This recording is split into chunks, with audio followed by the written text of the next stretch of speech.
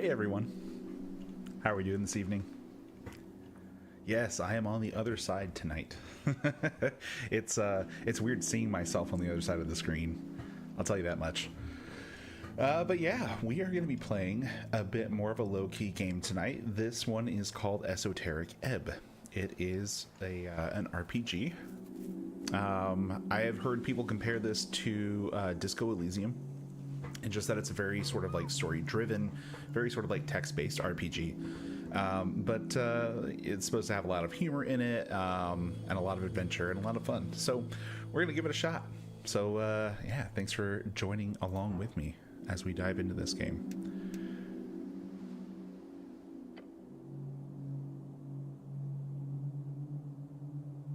Left Gilly. Yes, I am on the left this time. Okay, so roll.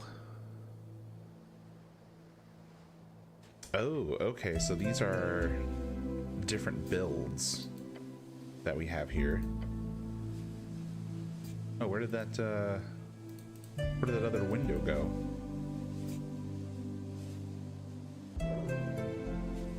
Okay, we have some pre-builds. Beefy cleric, unstable cleric, primal cleric. Do we have to be a cleric?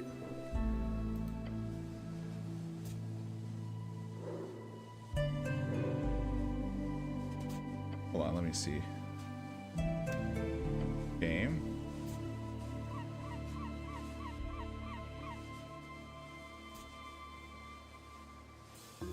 Oh, okay, so this is about these different things here. Oh, okay, I see. All right, so lore for strength. Every shepherd knows the song. It bellows up the river. Earth lives in that sliver of land, my bad. Torn as lament, folk prayer. Okay. Strength measures your natural bodily prowess alongside a testosterone-fueled mindset. As a man, it is only proper for you to hone your figure and its capabilities. But why? The search for meaning is as vital as the struggle towards competency. Luckily, you already know your cause. To protect the innocent, to lead the weak, to sacrifice until nothing but your bones hit the pavement. To literally die. Become a zealot. Regain your honor. Set out on your divine mission. Okay. Uses higher strength allows us to equip extra items. Oh, that's cool. Be violent and or manly, useful in encounters. Religious fervor and atheistic nationalism. Or aesthetic nationalism, my bad, not atheistic. I promise I can read, guys. And then it also increases manhood. Okay. Interesting. All right, and then dexterity. It is imperative to simply explain to these people they have the right to choose. Belief in oneself is just. Wealth is built from within. Mariadoc Moonwatch, Sights Beyond Reeds. Manhood being the clown face is awesome. Yeah. Like, I'm glad that this part is really not taking itself too seriously, because if it was, then I would, I don't know. Well, I don't know. I wouldn't like it. Put it that way. All right.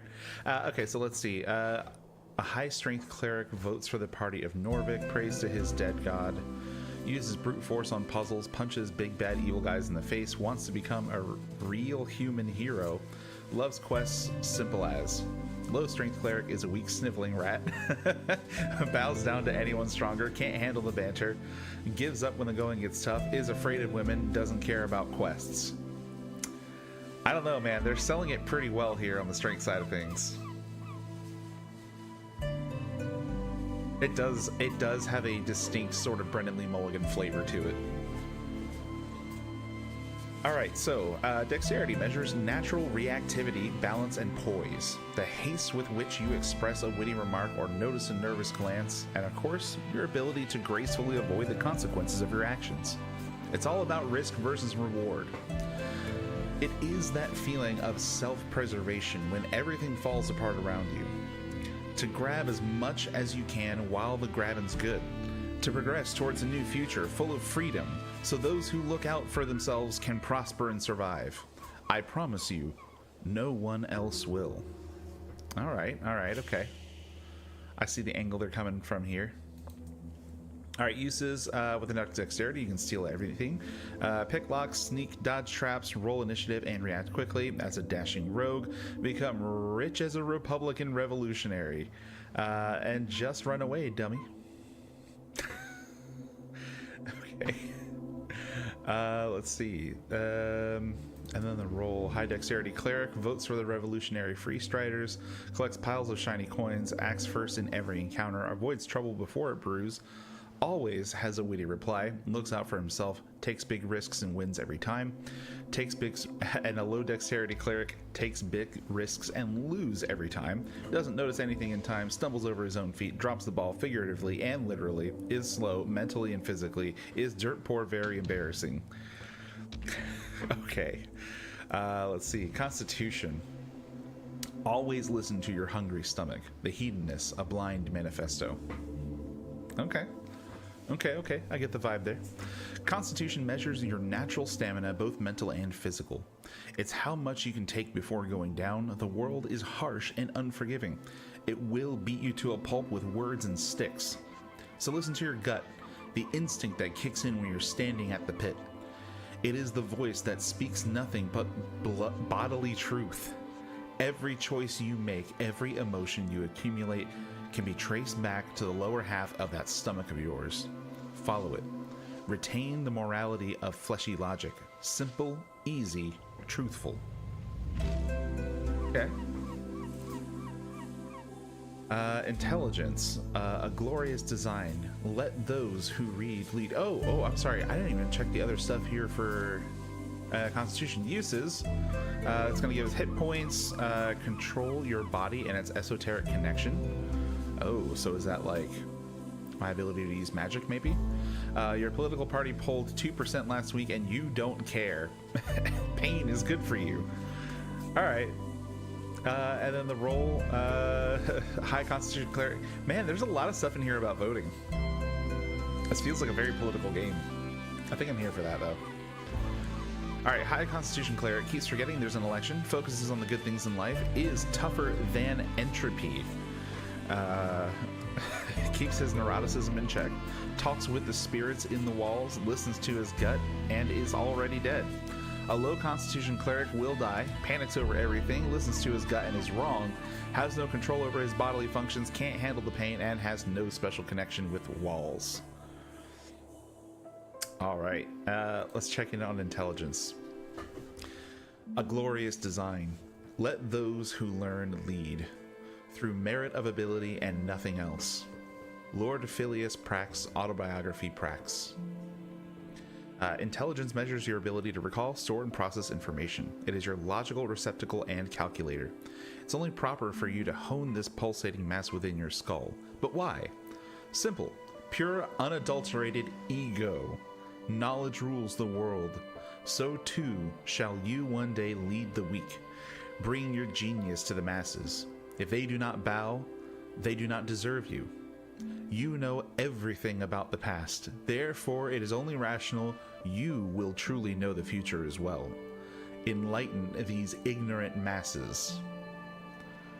All right, uses, prepare more spells, think, plan, execute an actual plan. I don't know how much that sounds like me, but I see the merit in it. Complete the Magocratic return. Vote for yourself. Be a genius without peers. Okay. All right, let's see. Wisdom. Wisdom.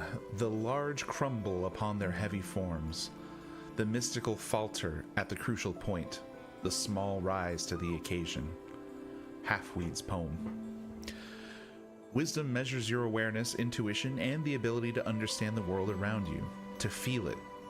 You may not know why, but meeting the gaze of another grants you an empathic bond with her wants and fears, her dreams and hopes. You can read people, for good or bad, and pick up details others would pass by. It is your belief in the heart of all folk. to give and share what you have and be completely and utterly selfless. It is the only true road to redemption. Gods only know how hard you try. Alright, uses. Higher Wisdom lets you empower your spells, be kind and see the good in all folk. An egalitarian hope for Asgalian working class. And there are no big bad evil guys. I mean, I guess that is the true wisdom of like most stories that are good and well told.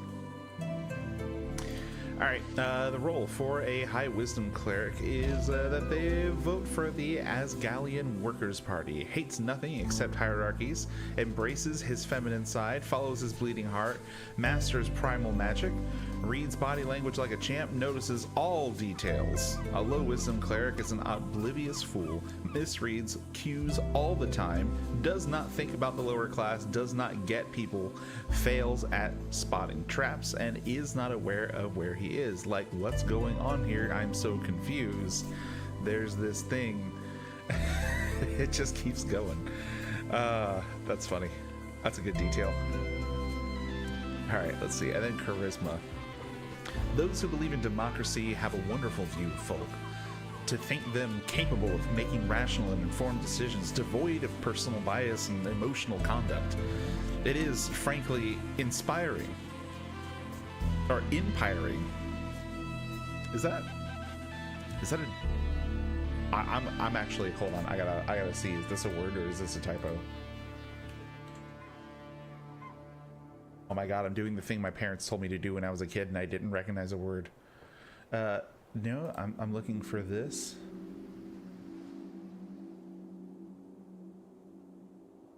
I think we found a typo, guys. Yeah, we found a typo. All right, 0 out of 10, unplayable mess. Charisma measures your eloquence, confidence, and ability to navigate social situations of any kind. In short, it is the force of your unkempt personality, but they don't need to know that. Smooth talk your way into any position of your liking. You can be affiliated with any known faction or thought. Reality is molded around your will. Like a chameleon, become a social operator. Become anything you need to make everyone finally love you. Oh, that's pretty sad. Uses with high charisma, you get an automatic discount in select stores near you. Win every conversation, say the right thing, say whatever gets people to like you, and become a political force of nature. Be arguably sociopathic. That's like a little bit more than just arguably sociopathic. Okay. All right, let's look at the background. I don't want punching bag. Troll killer +3 strength. I do like strength. Strength sounds fun. I am drawn to both strength, wisdom, and then also constitution. See what else we've got here. Lore, enthusiast, intelligence, wisdom, charisma, intelligence, charisma, wisdom, charisma, strength, dexterity, dexterity, wisdom, strength, wisdom, acolyte. Intelligence, constitution, intelligence, strength, strength, charisma, constitution, strength, faithful harbinger. There's something wrong. Praying to a dead god whose whispers linger in the air, slowly fading. You are isolated among your peers. Ooh, that sounds fun. Am I crazy?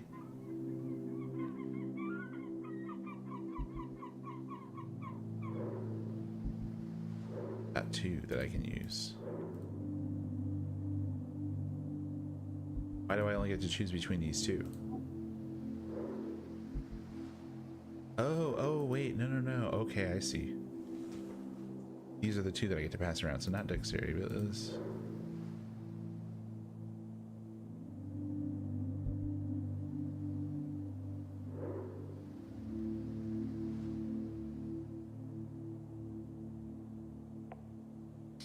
Oh, and then I have points. Oh, okay. I see.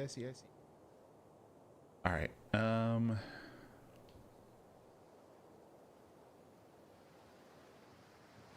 Hello from a hockey game. Oh, nice.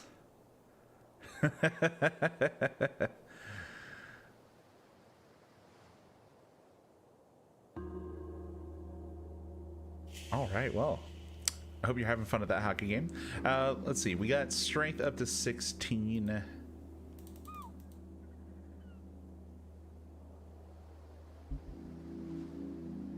Push that constitution up, and actually I'm going to take this off of constitution, put it on strength, and then wisdom will just be like our third stat.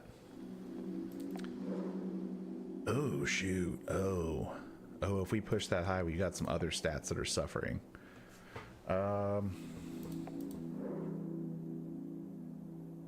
Ooh boy, oh boy, oh boy. Let's drop.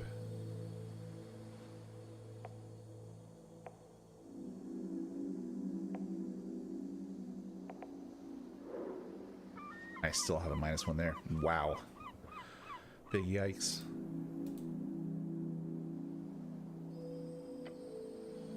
That, yeah, it changes it even further. Okay. Maybe I'm a little bit less int and a little bit more charisma. Okay, have fun, Jess.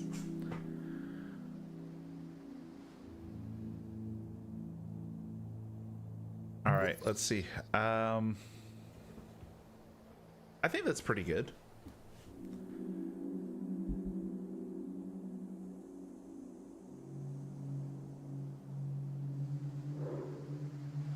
Yeah.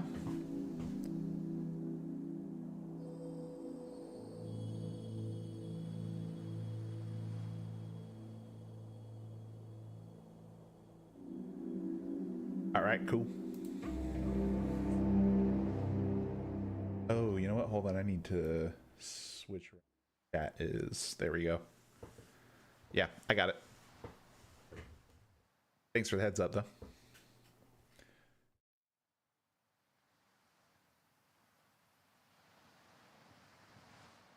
There we go. Oh shoot, I have not been paying attention to what's on screen. Complete your quests in any order. Don't be afraid to make interesting choices, and remember to be a real man. The campaign will take you from level 1 to 6. We'll play for about 5 to 8 sessions. It's been a journey to put this together. I hope you have a good time. Signed, Chris. And as a tip, as you level up, make sure to boost your favorite stat. That always makes things more fun. Okay. Oh, cool. So wait, is that just looks like exactly the spell from D&D? Okay, interesting. A spark.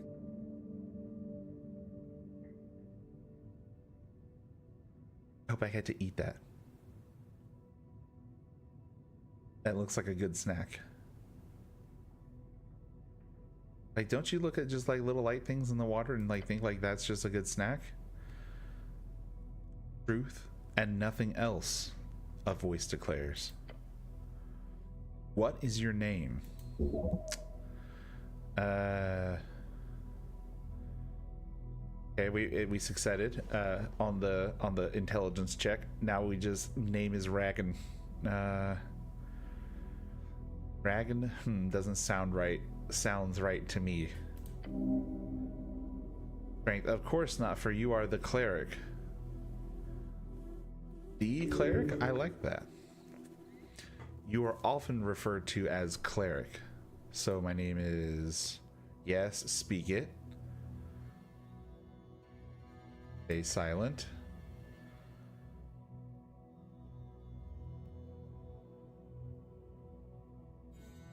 I don't want to be dead. Few do. If you can embrace it, do so. Okay, Constitution. Look around. More than darkness, it's nothing. All around you. Ooh. Hey, what's up, Skydrifters?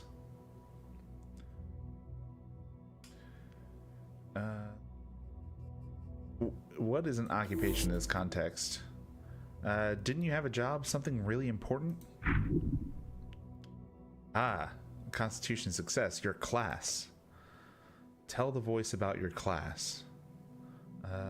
Class, what class am I? I have a very important job to do. Way too important. You'll never make it out alive. It takes a while before the next question is posed. What is your current goal? Oh, man. Yeah, dogs do have new lighting. We actually can just change the color of the lighting there. Just trying something new tonight. I seek the Holy Grail. We need to find out who blew up the tea shop. You are a hero. By divine dictate, only you can save the world. The goblin chieftain, she needs you.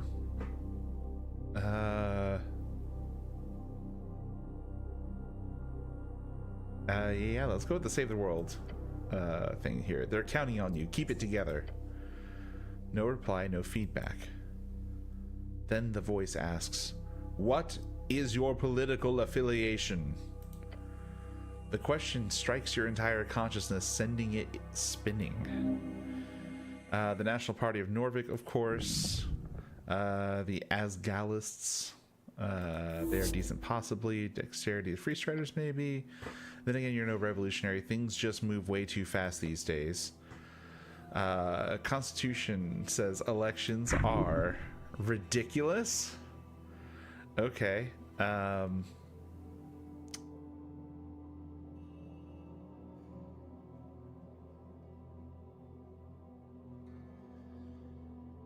I don't know any of these words.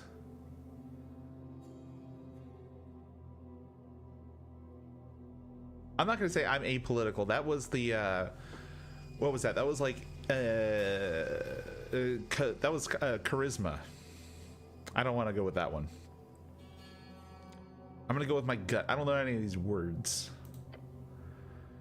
Don't worry, it doesn't matter. Just say whatever you think will be the most useful to you, which is, just say you're apolitical. No. Who were the Free Striders again? Were they good?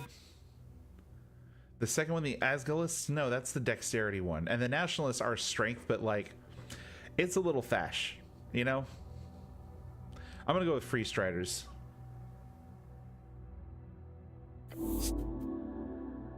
This is going off the rails, might as well hang on.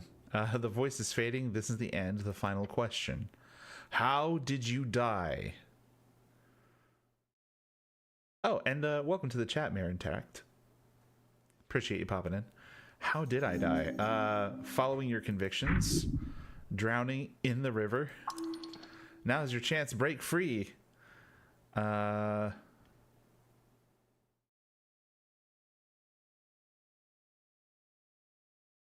gonna say I died when he died.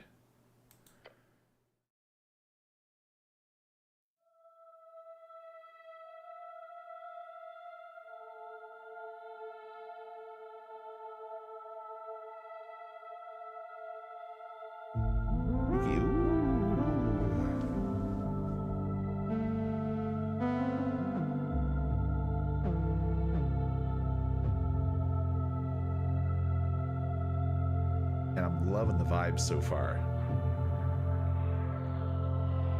No, he's not falling. He's at home, man.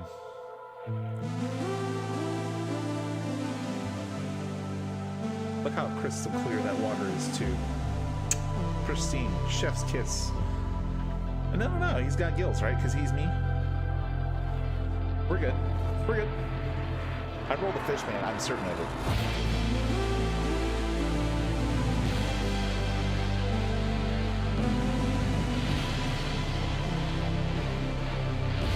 Dang, I need to get that locket back.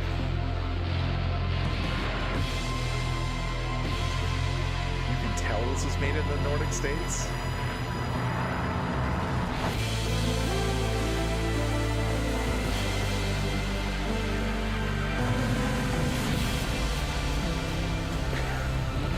All the names have double consonants. Okay.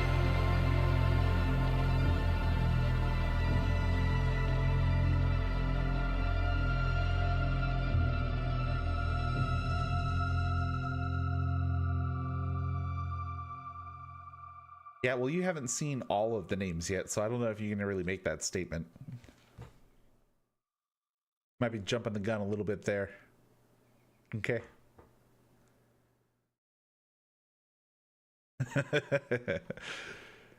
And if I'm technically right, that is the best form of being right. Oh, hey, I just took a breath. That's fun.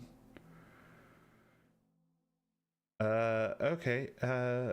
I died when he died. Me. Wait, nothing. Silence. A fresh start. All right, let's get up. Your body aches. It's stiff as if you've slept for days. All right, strength success. Ready for your glorious quest to continue. Wait, what's this about a quest? Oh, yes, a quest. You're on a quest to save the city.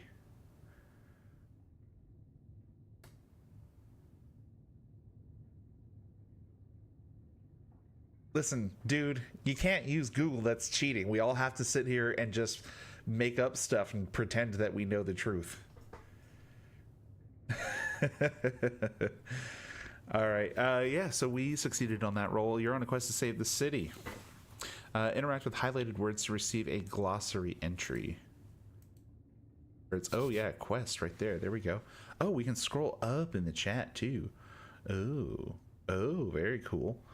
All right, so quest is a task performed by a heroic individual and or professional adventurer. Yes, true. Save the city. Yes, save it from the jaws of democracy. Oh God, what? No. Do I remember everything? Yes, everything is off, but your memory is intact. Your quest was given yesterday. Remember, the tea shop. The tea shop. Yep, the tea shop that blew up. It'll be a tough one. Might take days. A chance for redemption. The pattern recognition pills. I don't even know what that would be. Is that a reference to drugs? Get those drugs out of here. Tylenol. Oh, I get it now. That's an RFK joke. Love it. All right. Redemption. What did I do? Just a job. Also, I've done this before. A quest. I like those. Wait, how much time do I have? So to be clear, I need to figure out who blew up some random tea shop. Move on. I'm actually kind of interested in this. Like, what do I need to be redeemed for? Insubordination. Inconstancy. Light apostasy. Gained experience. The words live inside your bone marrow. Oh, okay, cool. So exploring these dialogue options gets us experience. Good. We need experience. Just a job. So I've done this before.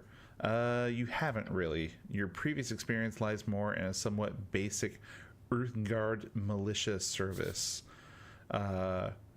Earthguard, the heroes of Norvik, keepers of the city, law, defenders of humanity, your brothers. Okay. Norvik is your home city, founded by your god. Towards the end of the Coast War, it is built upon several layers of ancient ruins. Okay. Easy money on this tea shop thing, by the way. It was Jackie Chan. He got into a fight, and you know how his fighting style is with props? Dude, I'm confused. Oh, you're saying the tea shop here in the game. Okay. Constitution's not a jerk. Let me see. Okay, so Coast War. What the hell is that? The Coast War, the Great War, a conflict between Arcanists of Reeds as well as every other nation connected with them across the coast. A horrible waste of human lives, which claimed millions of lives. There was no honor in this fighting. That you know. Okay, so that was like basically their World War II. All right, intelligence success. Rogue sorcery was not your main subject, but yes, you've read a lot about these types of fiery events. They are not too common these days. However, this incident does not appear overly complex. Wait, how much time do I have? Until the election, which is in 5 days. The Patriarch was very clear. Handle the tea shop before election day. Who's the Patriarch, actually? You must honor this request and complete this quest. Okay, so who's the Patriarch? Patriarch is a top clerical rank in Norvik, different from Lord Patriarch, which is the traditional administrative leader of the city. Only about a dozen men currently hold the rank. They manage a section of clerics each at the towers. Okay, so there was somebody who is like one of the top like 12-ish dudes who gave us this quest to handle the tea shop. And at some point in trying to handle the tea shop, we died by drowning in a river.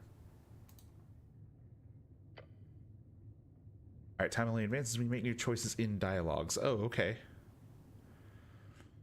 A quest. I like those. Okay, good attitude. There's always more around the corner, so look out. Don't want to miss any. All right, so to be clear, I need to figure out who blew up some random tea shop. Move on. More or less. But you've got like 5 days to do it, so no stress. You're the one they sent. You best get to work, hero. Yes, let's finish the job. Damn right, you'll do great. Now let's get going. Okay, but first you feel dizzy? -2 hit points. The weight of Earthguard uniform. A dull pain takes hold. You require healing. You must consume an apple now. There are many apples here, and corpses. Corpses? What the hells is this place? If your stats are high or low enough, chimes will appear in your mind. Okay, they will suggest, inform, and offer unique paths. Trust them at your own risk.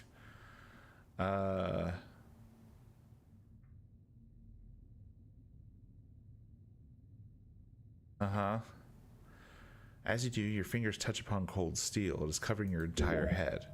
Colloquially known as a helmet. Can I take it off? No. I wouldn't do that. Like ripping off your own face. Oh, not a good idea. Not yet.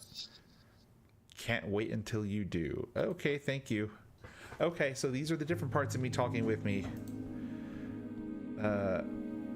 Yeah, there are lots of apples in here, but can I pick one up?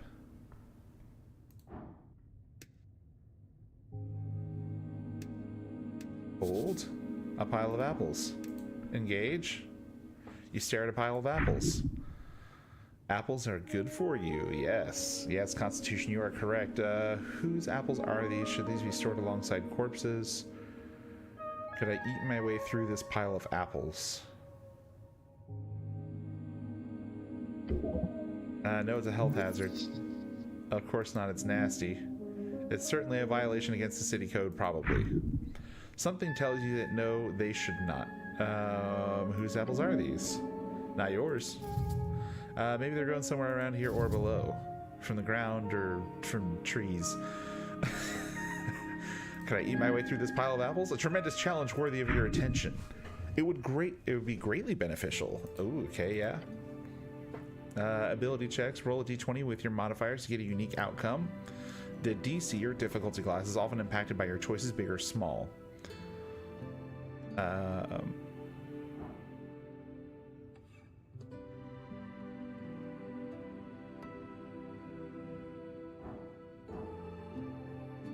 Let's do it. Hell yeah, look at that success. You look upon this challenge with determination. Your stomach is empty. Dig in. Digging in, the first apple goes down the hatch. Going smooth so far. Another one. Number 2 goes well. You chew through it in peace. Now the third. Yep, that was an apple. Going smooth so far. Next one. That one was harder. Your stomach fights the taste. It's getting difficult. One more should be fine. This is the limit. As you chow down on the apple, you feel your jaw ache, your hands shake. Apple overdose, dangerous stuff. No such thing, come on. You feel refreshed for a moment at least. The pile of apples towers over you still. You've barely made a dent. The apple boy is back. Yes, eat the apple, apple boy. As you feel sick, you see something sticking out of the pile of apples. A piece of paper? No. It is a spell scroll for dancing light. You worked hard for it. Good job. Ah, the scroll is just for a simple cantrip. Oh well. You quickly memorize the scroll, consuming it into your psyche, as you always do. Some people at the towers used to fear your innate power to master magic like that. The towers are the home base of the Order of Arcane Clerics of Norvik, also known as the OACN. A cleric is a servant of God, deeply devoted and spiritually connected, typically divine spellcaster. Pardon me. Typically divine spellcaster given power through their deity, which is understandable. It's pretty terrifying. Cantrips are spells that can be cast at will outside of dialogues. They do not consume any spell slots. You can access your cantrips in the bottom right. Okie doke. Dancing light. Woo. This. Behold, a very important piece of paper. Trifle with it. It's a voting card. -1 intelligence.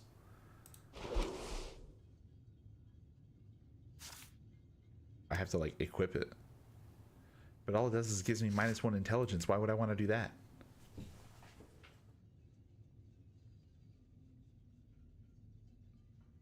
Okay.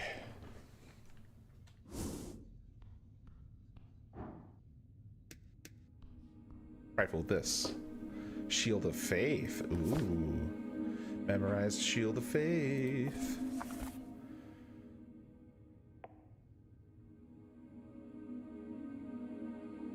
Okay.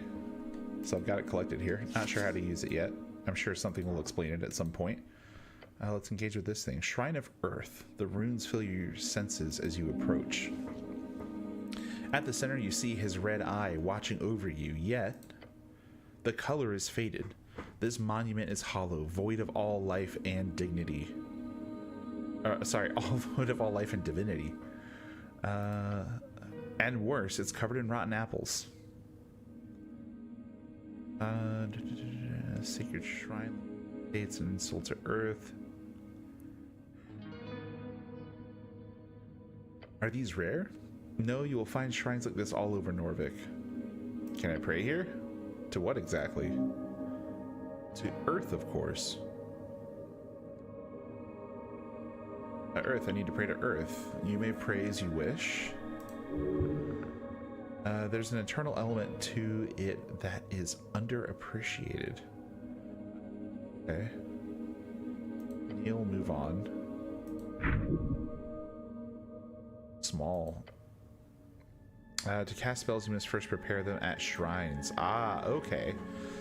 Prepared spells can be cast when the cleric has a reason to do so, either in or out of dialogues. Each cast expends 1 spell slot of the corresponding level.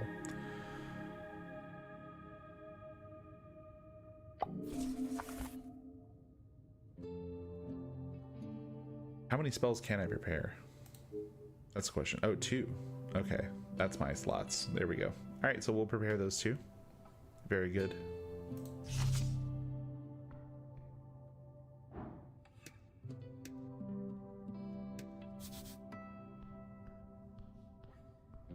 Who is this? He looks indecisive. Engage him. You approach a shambling man by the apple pile.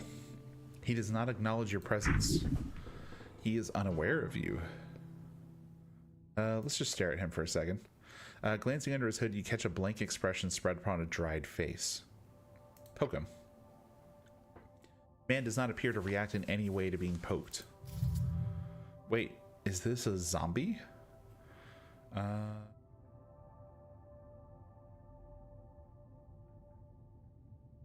Defeat this zombie? Yes, it is only just. Undead are not to be allowed in Norvik. I found this voting card over there. Is it yours? The zombie does not even grunt in your direction. It just keeps working, slowly. You grip the voting card firmly in your gloved hand. It is indeed yours. Keep it safe. Let me see. The Free Strider Revolution will be good for the city, I think, don't you? Zombie just keeps moving apples.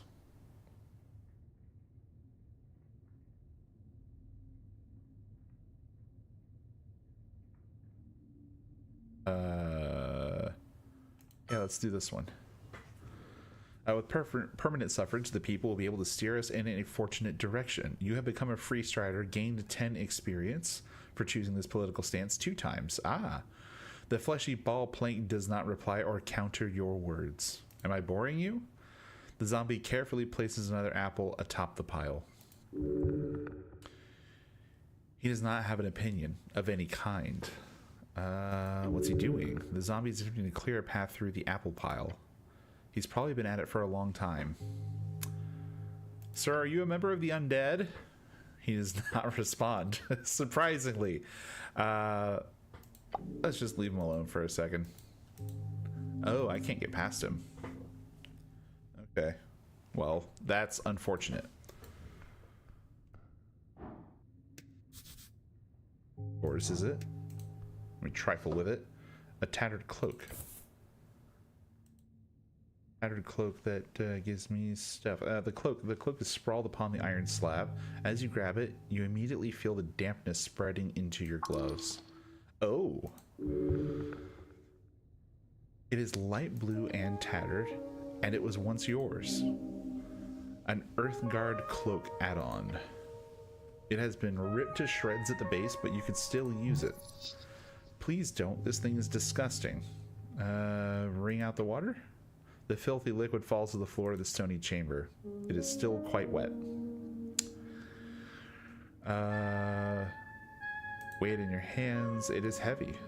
Should I wear this? No.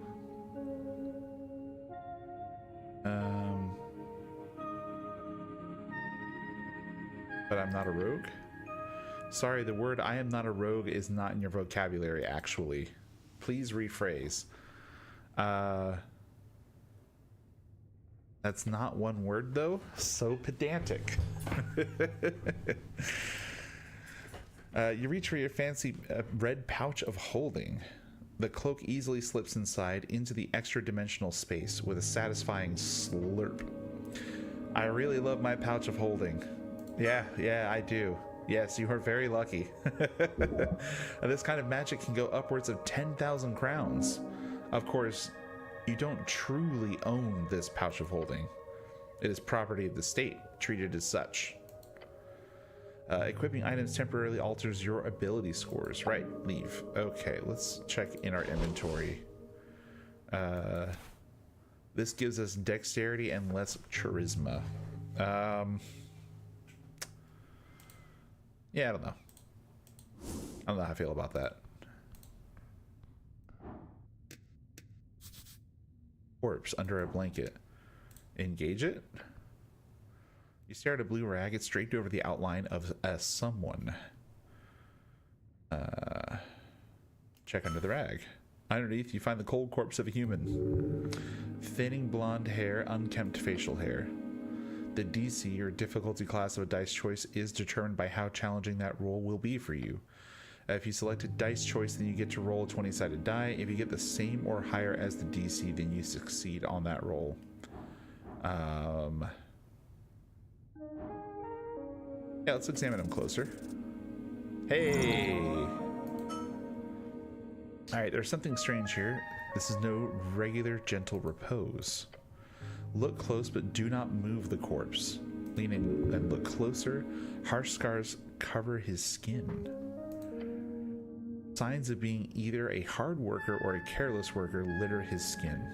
Cause of death appears to be not directly visible. No blunt trauma either. Gained experience. Considering his age and the shape of his body, this man most likely died of a common disease or internal failure. That's pretty broad and vague. Unless you're willing to start cutting, that's all you'll get. Alright, thanks intelligence. Except, what? There's also a marking on the right leg, a circle with a cross inside it.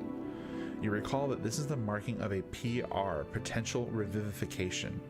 Oh right, this guy can be revived? Seems so. He most likely died during care and was granted immediately gentle repose. However, he clearly did not have an RF, a revive fund. Nor did he have family members nor did he have family members with enough ready cash. Or perhaps he was just an unlikable fellow. Who knows? Fair enough. Alright, you cover up the corpse once more. So I could cast Revivify on this guy? Potentially, yes. Although, the question is more akin to why should you? A third level spell slot is a valuable resource. Why waste it on some blue-collar corpse? That's terrible. If you can, always save a life or bring it back. That's always the right choice. Of course it isn't.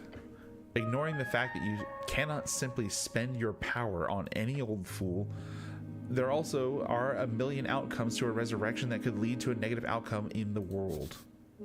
Resurrection is the act of returning a dead person back to life. There are many spells that do this, from a weak Revivify to the legendary True Resurrection. Revivify is a third level necromancy spell. If used within 60 seconds of death and the body isn't too ruined, the target is brought back to life, despite your good intentions. Good intentions build a better world. Perhaps in your foolish alignment system, but not in reality. Who was this guy? Just a man, a dead man. An honorable dead man. Why is he here? This is a morgue, a lich house, clearly. It's okay to loot him, right? Yeah, why not? Not like the guy will complain, but don't go around talking about it too loud, okay? It would be dishonorable. Only take that which you need for your quest. Alright, I should stop bothering the corpse. What else is clickable? This other apple? An apple looks better than the ones in the pile. Oh, shoot, I should have eaten this one. Garden apple. What's that do? Just gives me +1 HP. Where do I put this? I consume that, not wear it. Oh, give me a hit point back.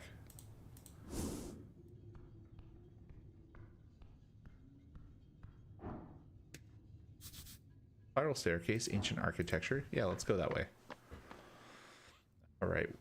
Oh, wow. We did not have enough time to review that loading screen. Good morning, cleric. Oh, who's this guy? Behold. Viskin, local mortician. Ah, look at this. It's all in runic.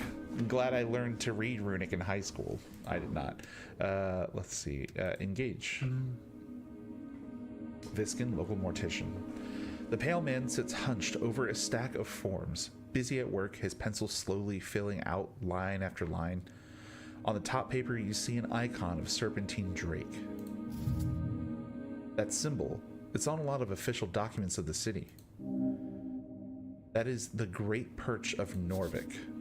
The Great Perch, the drake-like sea creature found along the River Thorna. Earth was known to tame these creatures, and eventually the Great Perch became the symbol of his great city. Up and about, are we? Wonderful. Constitution success. Death. This is death. I am Viskin, local entrepreneur and proprietor of this lich house. It appears you don't really belong here. But if there is anything I can do, cleric, just let me know. The Great Perch, yeah, it does sound fishy. You are correct, sir. Finally, a place that recognizes how important fish are. All right. He smiles at you. I woke up below. Yes, I know. As in next to a bunch of corpses. In full armor. Earthguard's finest. On one of those stone slabs. Next to a wet cloak. Apologies, I told Ost to throw that thing away. Why? He puts down his pen. I'm afraid to say you've been through quite the turmoil, cleric. I died, didn't I? Those fishermen who brought you here certainly thought so. Eyes of the working men do not deceive. Not that I blame them. You weren't exactly in prime condition. They caught you in their net, I believe it, or... wow, good God. Gilly-Fresh.exe has stopped working. Okay, so we got something added to, like, our lore here. River Takey added. They caught you in their net, believe it or not. Such a strange tale. How did I end up in a river? Not a river, the river. I'm afraid I don't have much to tell. Perhaps you fell off one of the bridges to Tolstad. Tolstad is a sprawling island fortress and one of 5 districts in the city. It sits in the middle of the river Torna, home of Jor's Pillar, a sprawling tunnel network, and Water Lane, the greatest trade hub in Ascani. You are on Tolstad right now. Alright, so the River Torma is the second longest documented river along the coast, splitting the band of Ascani in half. There are 7 bridges over Torna, or over River Torna, connecting Tolstad to the rest of the city.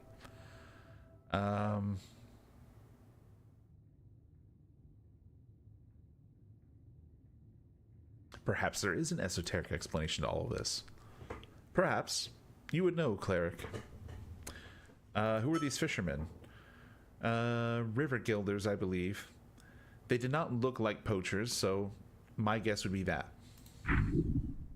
Find them. They hold the truth. Thank you, Constitution. Let me see. Where can I find these fishermen? He ponders your question. I did not ask for their names, sorry to say. But perhaps Water Lane? That's just a guess. Water Lane, as our charisma is going to inform us, is the largest trade port in Norvik, located in a massive tunnel piercing the center of Tolstad. It is a so-called marvel of dwarven engineering, and it is the reason so many people commute to Tolstad over the many bridges, considered as one of the great crafted wonders of the world. Okay, so Tolstad is like a dwarf, or maybe it's just foundations of it and everything are made by dwarves. Cool. Alright, so I am in fact alive. The pale man stops for a moment. He looks you up and down. Yes, I believe you are. Alive. Once dead. I have some other questions, I think. Do you now? I require assistance with some things. Of course, cleric. Anything for the city.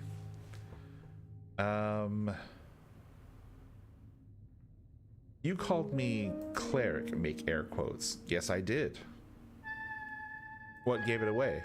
He stops for a second and glares at you. A heavily armored man in Uthgard colors, with a prayer book on his hip. Thoughts land on the pages of spells you meticulously worked on for years. The book is not in your possession right now, but it must be near. The pale man has seen you with it. They might have found you in the river, but you're clearly of city stock. I am indeed the cleric. Good for you. Your purpose is here. You serve the city as a cleric of the river. Thought I'd love to ask, what type of cleric are you? Or sorry, no, though I'd love to ask, what type of cleric are you? Type? Yes, if you're a clergyman, you might run a congregation for a local religion or deity. Holy man on a holy mission is what our strength tells us. Then there are clerics of the bureaucratic variety, city officials speaking for the religious state. You, however, must be an arcane cleric.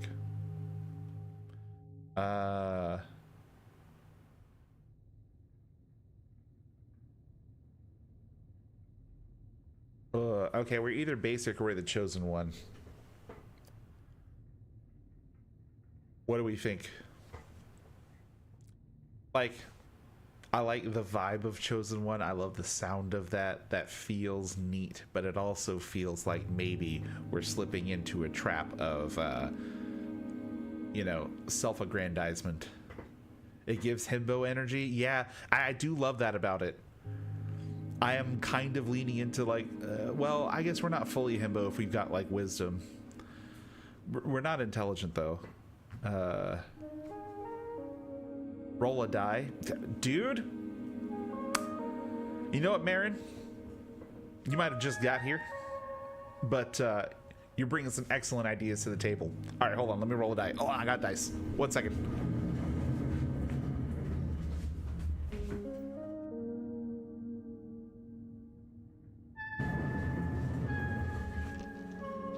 All right, all right, all right. I got my dice.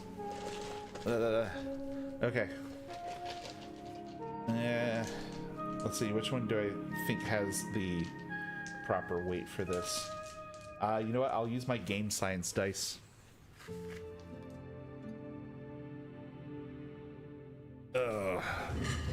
Exposed. Gilly-Fresh is actually a huge nerd. Yeah, that's true.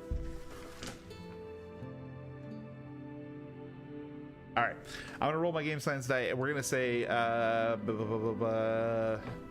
odd is gonna be basic and even is gonna be the chosen one. Actually, no, odd has to be the chosen one. Even is basic.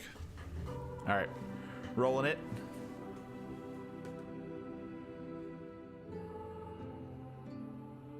We got a 3, ladies and gentlemen. We are the chosen one. Not only did it land on an odd choice, it's also the 3. It could not have been better. We are going with the chosen one. All right, the pale man stops and ponders your response. Chosen for what? To die, to rule, to save the world. I'm feeling save the world, y'all.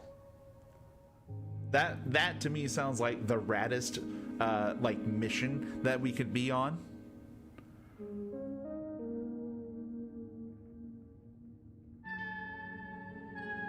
But I just want to make sure, like, I'm not overstepping the bounds of radness. All right, hell yeah, hell yeah. Thanks, Rachel. I just needed your support. Okay, an eyebrow raised, almost like he takes your statement seriously. What a good person you are, cleric. It's not toxic yet. Yeah. Okay. Yeah. True. True. True. All right. Strength success. One step at a time towards total domination and justice. Oh hell yeah, strength. I can get behind justice. All right, good luck with that. I don't know where to go. Your shaky voice makes you sound positively fortiviveled. Oh yeah, okay, you're not wrong about it being Scandinavian. A dwarvish word meaning desperation, anguish, hysteria brought from mental pain. Ugh.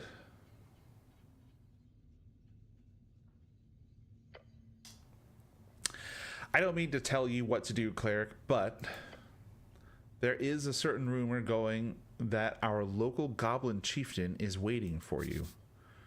Goblins are short and green. They got claws and fangs, little monsters. They've got 3 tribes in Norvik and are considered somewhat civilized. Oh boy, I'm not sure if I really like fantasy racism. I like fantasy peoples. That's fun. But when there's fantasy racism, well, I mean, it depends. It could either be done well or done horribly. Goblin chieftain. Lady Miska Sageleaf is her name. She's down in the Goblin Garden. What's the Goblin Garden? The Goblin Garden is a dwarven-built citadel sitting at the southernmost tip of Tolstad. It is now a goblin sanctuary and greenhouse. I'm sorry. The goblins need a sanctuary? Like they're like an endangered species? Of course you've heard of her. Lady Sageleaf is quite famous. All right, Dragon of Tolstad added. They call her the Dragon of Tolstad. The goblins live in a garden? Yeah, my thoughts exactly. Yes. Well, not quite. You'll see when you get there. And when you do, make sure to pay your respects. Lady Sageleaf is a powerful ally. I would even go as far as to call her de facto lawkeeper here on this island fortress.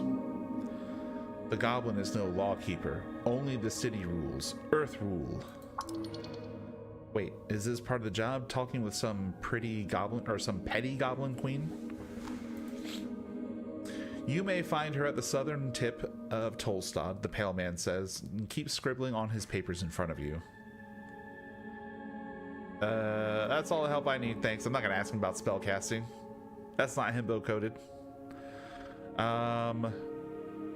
Great. Anything else you wanted to ask?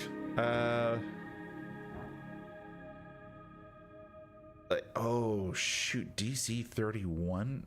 Let's talk to him about the zombie in the basement. Oh, how quaint. No, an undead abomination right below. I understand. We're closely connected with the city below. The undead seemingly wander as they please. However, I will have to take this up with Lady Sageleaf. I pay good crowns for HWBT protection. The hell's HWBT? Why can't I click on that? City below. What is the city below? City below, short for the city below the city. A phrase used to describe the incredible amount of tunnels and ruins below Norvik. Lots of monsters and stuff down there. Also riches if you delve deep enough. Oh, so it's all a misunderstanding then. Good.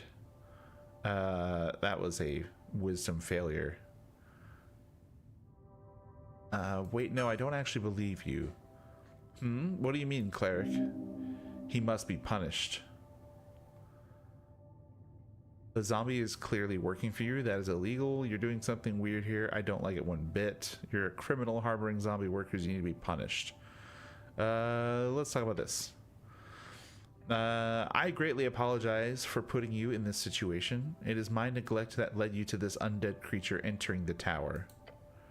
I will make sure to tighten up security in the future. Know your Ost will do a clean sweep of the basement this evening. Get ready. Oh, that's Ost. Ost, the chief of security. The goblin kobold gives you a screeched yell. Yes, master! I will also make sure to report this to both HWBT and the militia. Okay. HWBT is the Halfway Bridge tribe, commonly called the Halfways, one of the 3 goblin tribes of Norvik, and arguably the most influential despite their small size, led by Lady Miska Sageleaf, with their headquarter in the Goblin Garden on Tolstad. I'm trying to say you need to pay for you're clearing doing something shady here, so of course I'll be sure to ask for a thorough inspection by the PCG. Man, this place loves their bureaucracy. What's the PCG? That is the Pest Control Guild. If there is anything unbecoming about my business here, it shall be uncovered and unveiled. Holy shit, he just keeps going. Thank you very much for your service, cleric. It is because of great men like you that the city still stands. Well, this guy invested in charisma for sure. I'm sure a good word to your patriarch will assure a promotion of some kind as well, especially with this great work you're doing on the tea shop. This... Make him quiet. I can make him shut up, or I can resist the incredible oratory power. Ooh.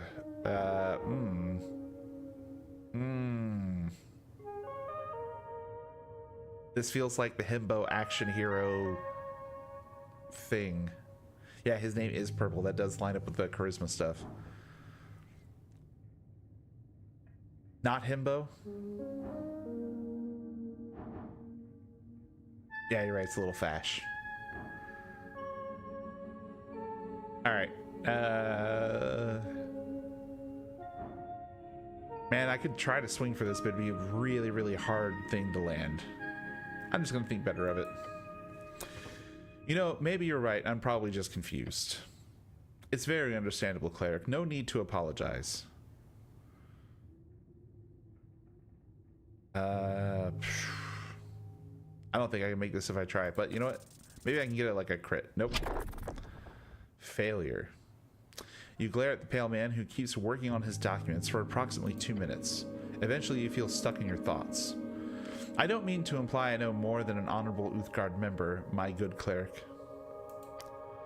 However, you must certainly have more important things to do on a day like this. He's correct. Maybe you can get back to this later.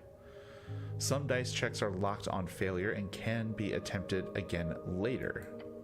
These checks are unlocked on a long or short rest or by spending shards of Jor. But a roll with a very high DC should probably be lowered before attempting again. I wish you luck with your endeavors. Okay, I'm going to leave now. Before you do, Make sure to collect all your belongings. He gives you a quick inspection with his dead eyes. Too quick, like he's trying not to show his interest. Weird. What belongings? Quite a lot. Your uniform, your cloak, and also a voting card? A peculiar voting card. Every party had been marked on it. I'm assuming it's yours. I'm not sure if it's mine. Maybe? Possibly? The pale man ignores your comment.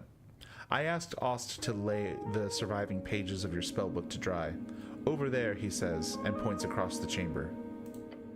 Then he looks at the pocket watch on his desk. That is an esoteric pocket watch. You may have it, cleric. It will surely prove useful to you. Let me see. An esoteric. Esoteric is the magic of Jor and his strings. The coast is infused with it. Jor is the name of our realm, also the name of the legendary wizard who created it. He died during the closing at the end of the Gate era. Wizard is a book-learned arcane spellcaster, typically plays Jor's strings by memorizing and executing esoteric rituals and chants. Jor's strings are the ley lines of esoteric power that hold the realms together. Beyond that, you should be good. Did I have any weapons on me? None, I'm afraid. They must be at the bottom of the River Torna. Oh, right, because you're an arcane cleric? I'm not an arcane cleric. Get off my back. Damn. You'll have to pick up something new. Maybe a warhammer? Good. You do not need arms in this city. You need heart. Let's see.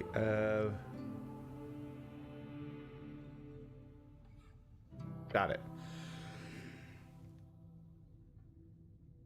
The pale man turns his face towards you and smiles. If only every government employee were as devoted as you, cleric. He gives a stern expression. Good luck on your quest. His words burn a hole in your heart. When exploring the city, you may move faster by running. To do so, either double-click or hold Shift/the left trigger. Time to go. Leave.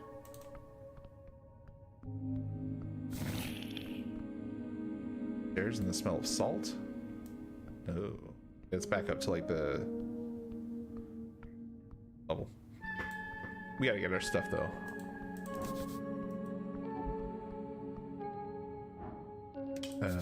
Behold, wait. Is that trifle? Ruined prayer book. -3 intelligence. Alright, the book is ruined. Most of the pages, while drying out, have been completely drenched. Only a few pages of the soggy, bracken-ish papyrus pages are readable. They appear to contain some type of undecipherable symbols. Ascani writing. Of the most basic kind. Wait, oh no. Ascan, one of the 8 bands along the coast, is a cold mountainous realm, your home, also referred to as Ascani. A band is an esoteric divide, splits the circular coast of Jor into 8 geographic areas, commonly known as bands. Each of the bands has unique esoteric and natural traits, and stretches from the coast to the infinite wastes. Okay. Someone has attempted to dry this in the best of their ability. Intelligence. No, no, no! By Earth. This is your prayer book. So many hours wasted. You would have to rebind the whole thing. It is ruined. That'll cost a fortune. A chant book is able to sustain humidity, not underwater excursions. You should have protected Earth's chants more carefully. What a disgrace. Alright, let's take our prayer book. What's this? Stone slabs are designed to slide along the iron beams. Interesting. Thick tome lies upon the iron slab. Flip the tome open. There are fine and handwritten letters scattered across the pages. While the symbols appear to be readable, you do not understand the language. De verbis draconum ars occulta. The author's name appears to be Calum Diminori. Let's see. Can I try to read it? No.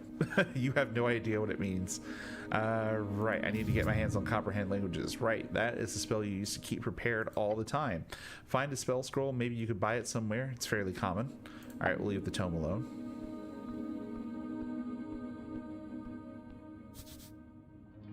Jor left his mark across the bands. Today it is a universal sign of magic. The red eye of Earth. This, your fate one day. Ooh, crowns, incense. Oh, because the body's prepared, it's got coins on the eyes. Makes sense. I'm not gonna steal. I'm a good boy. Alright, bye dudes. I'm going up to the salty air.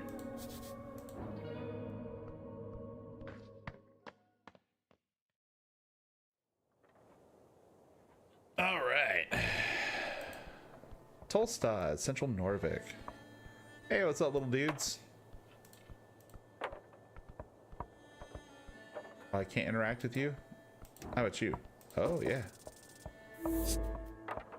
Wait, what is that? Pickpocket! Oh, no, dude, I was not trying to pickpocket you, man. I'm so sorry. This is pure rage, low and quiet. Killing intent.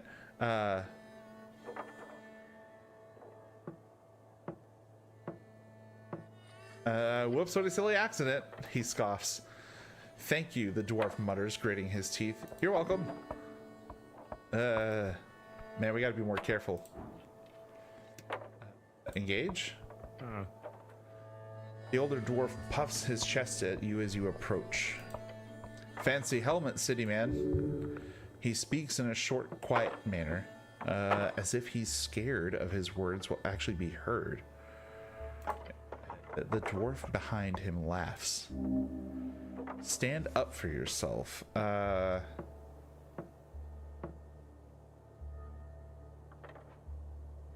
Making fun of me, dwarf? No, thanks, my mom got it for me. Oh. That's a lovely helm. She has good taste. Stare at the dwarf? He looks around. Stare at the dwarf harder. The dwarf glances at his boss. You here for talking then? Stare at him while slowly leaning your head to the side. What are we doing? You should, he stutters and point towards the stout dwarf on the stage. Talk to him. Okay. Nod and leave. Wait, who's the stout dwarf on the stage? Is that this guy? Or is it him? Oh, I bet it's him. Around the amphitheater scene, you see a number of dwarves hard at work. They're constructing a banner of some kind, carrying the bright green flag. The banner of Asgal, the Fool. One of the dwarves stands to face you with a furrowed brow. He appears to be in a staring contest with the orc on the other side of the theater. Oi, Mr. Cityman, he calls out to you as you approach. We've made it clear already. We're not moving, not one bit. He shoots you a shit-eating grin.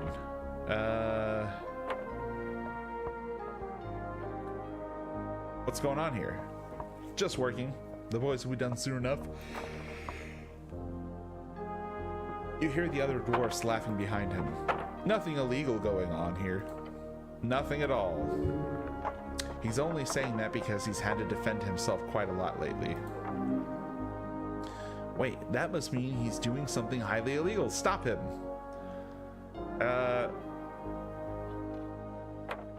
Great, I was worried there for a second.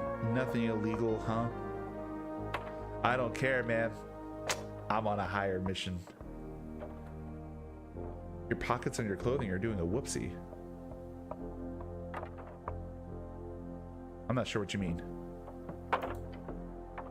Oh, that might have been an old message there if it's not even popping up there anymore. A mission. He looks intrigued.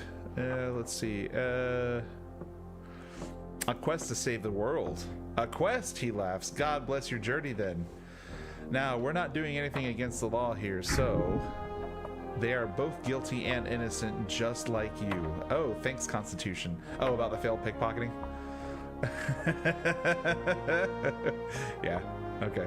They're both guilty and innocent, just like you. Okay. Simi and the boys, one of the older dwarves spits on the ground next to him. You even know who you're talking to, child? This here be Alfas of the Ban Envers, a foreman of the Asgalist movement of Norvik. He's done more good than all of you Earthguard combined. A true speaker of Asgal.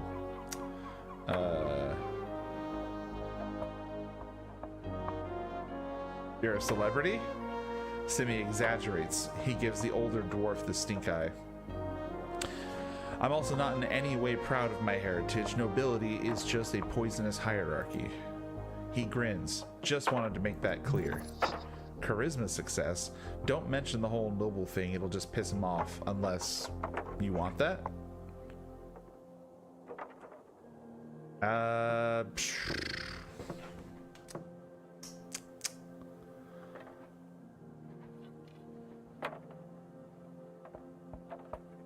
Yeah, alright, have fun. Not my circus, not my monkeys.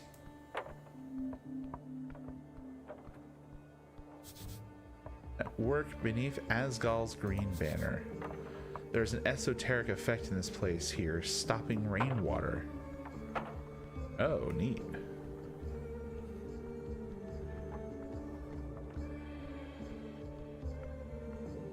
Hey, what's up, dudes?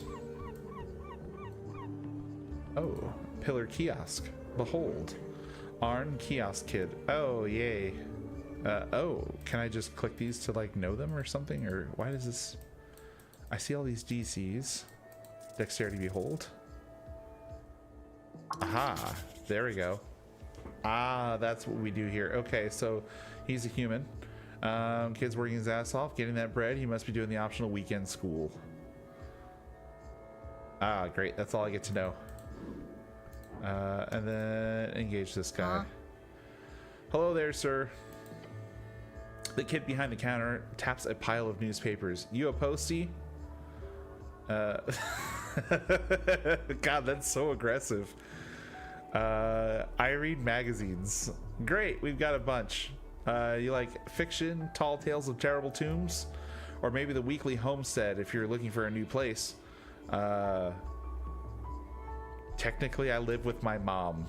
Oh, I do too, but aren't you a bit old for that? Oh my god, he actually did me psychic damage.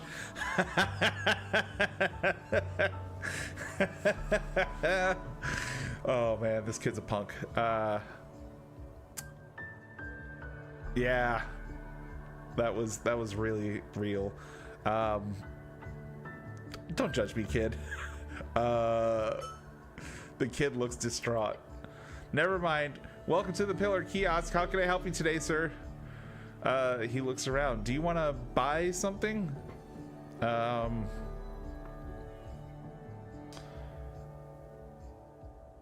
No. Books seem like a waste of time. All I need are my instincts. A trash receptacle mostly stacked with old zines. Let me trifle in there. Ooh, a treat. You reach into the trash bin and pull out a somewhat intact cardamom treat. Do not. You did not just Let me get this clear.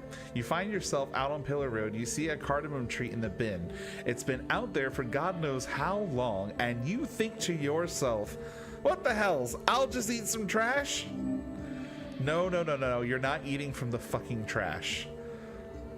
Well, no. Oh, no, I can't back out of it. Okay. Calm down, it's not trash. Was it in the trash? Yes, it was in. Well, there you go. You're officially a trash eater. Good job. Will I ever recover from this? Sorry to say, but you've officially crossed the line dividing man from bum. You're now a bum. Oh no. There's no backing out of that. I ate from the trash. You know what? That's okay.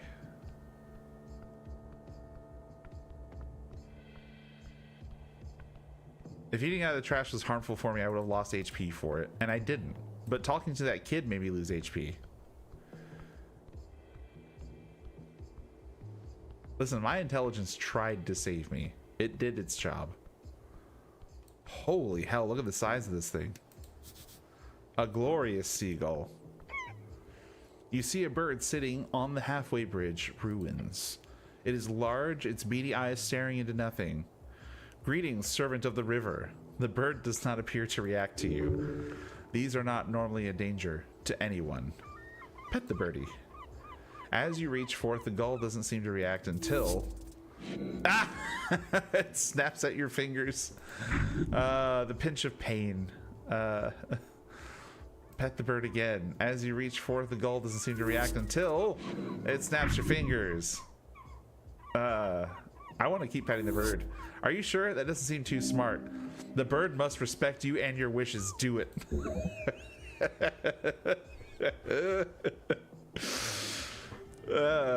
Okay.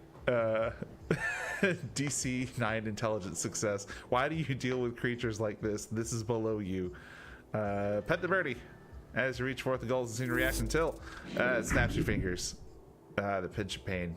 Okay, I should stop. Right. You take a step back and the bird observes your movement. It does not want a pet, so yes, stop. Nod your head and leave. Well, everyone's got to be so negative. Is it so wrong to want to pet a seabird? I say nay.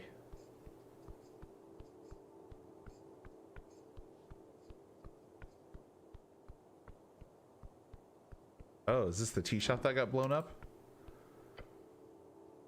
Amidst scorch marks and cracked masonry, you approach the doorway. There are several planks blocking the passage. The tea shop. Take a peek inside. Rip these planks aside, let's get to work. Fastened with several nails, you also see a paper. At the top it says, with bold lettering, City Notice No Trespassing. Does this include me? Perhaps, perhaps not. Try touching it. Touch the planks. As you do, subtle ripples of blue energy appear around your gloved hand. It is sealed, so as you move your hand, the faint aura shimmers in a dark translucent blue and then fades away. The tea shop that blew up has been updated. Just standing near the door makes it clear that there's a locking spell cast on it. Rude to lock people out. Crime scenes should be public viewing. Remember that you are here on behalf of the goblins. You still have not spoken with their chieftain. To complete this quest, you should probably do that first. I should leave for now. Where's the goblins?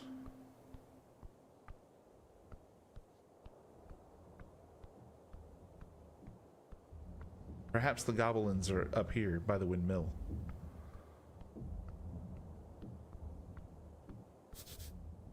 Corner of Norvik still standing in the gate area.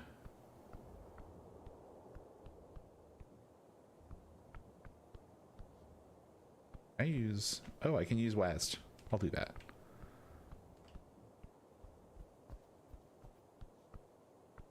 This. Street sign. The wooden boards have faintly glowing lettering on them. Floating just an inch off the surface, the names of several locations are spelled out. A common type of magical ink creates permanent messages on any surface until dispelled, of course. This appears to be more advanced kind with a magic mouth-like ability. It can react to your commands and reshape temporarily. The sixth message, however, is only painted onto the plank. Which way is the Deer House? Which way is the Tolstad Center? Pillar Road, Tolstad Field, Goblin Garden. Let's go for that one. Which way is the Goblin Garden? The painted letters on the plank do not reshape into a guided message. If it had magical properties as well, it would say downstairs over grass, into tunnel, glory to Sageleaf, probably. Downstairs over grass. Good sign, leave.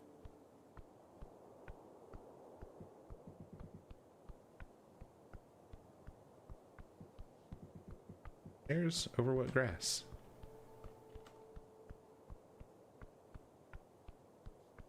I'm confused.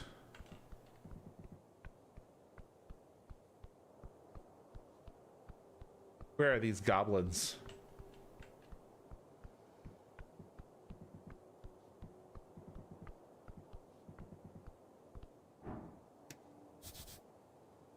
Temple of Earth.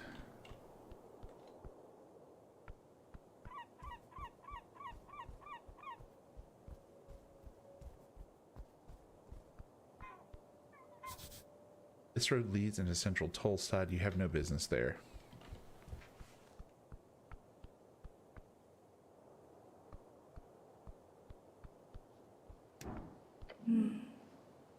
Eder, city sworn angel. In the Coin Lord's garden you encounter a porcelain specter.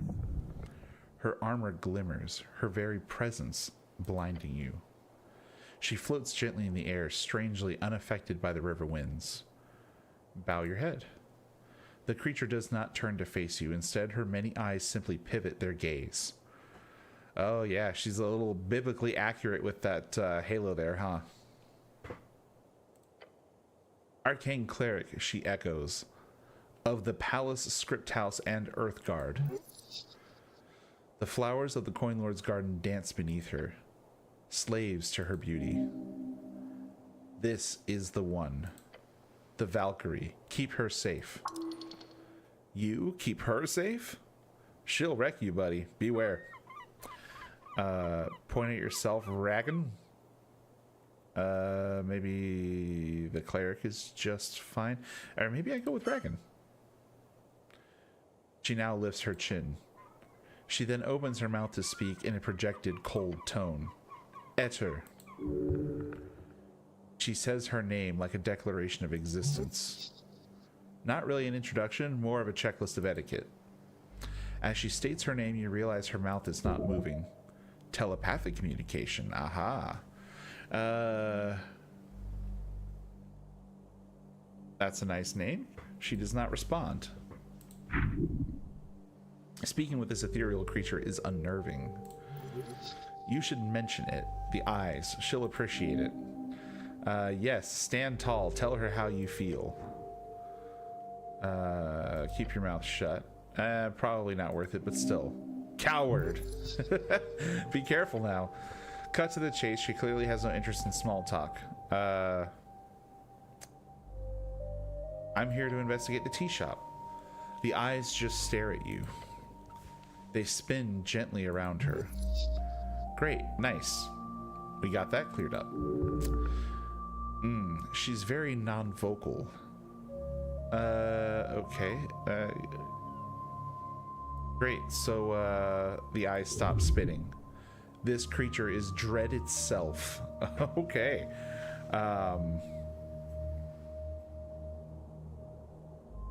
I'll be honest, you really freak me out. Your comment causes the angel to turn her face towards you for the first time. Oh gods, you're a dead man. Walk away, walk away, walk away. Malutki Przemwil. I'm not going to even pretend to be able to pronounce that. She is mocking you for sure. Why is everyone in this damn district mocking you? You're the cleric. They should treat you with respect.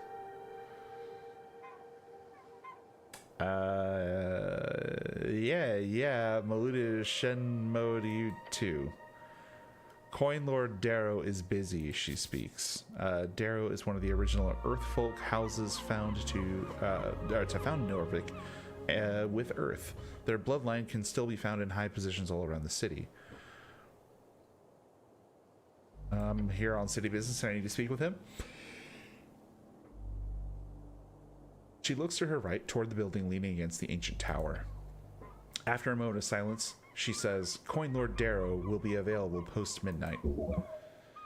He will only be available after midnight, between midnight and 6 a.m.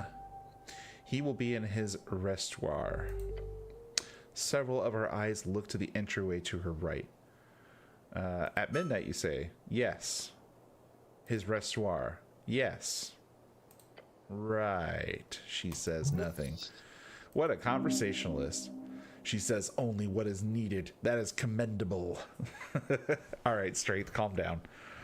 Yeah, I need access to the tea shop. Coin Lord Darrow has requested no unauthorized access. I'm not authorized? You are not. You speak good human for an angel. Human is not a language. Oh yeah, I meant Norvikian. That is a dialect. Gotta be so specific. It's a normal language, you know, the one normal people use. Sure, I meant you speak normal language. Good. What do you speak then? Ah, I speak every tongue, cleric. It is not special. Nod your head and leave. Okay. Cool that you have an angel who speaks every language just guarding your door for you. Must be nice. Must be nice to have good, nice things like that. All right, let's try it. Like, you know, down these stairs, because these are like the most immediate stairs, and then instead across the grass. Oh, wait, is that the grass?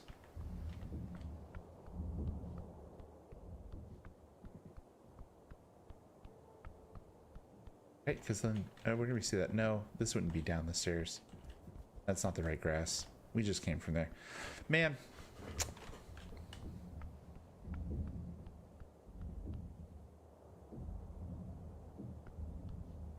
Hello? Active machinery inside. I don't think that's where the goblins are. Listen.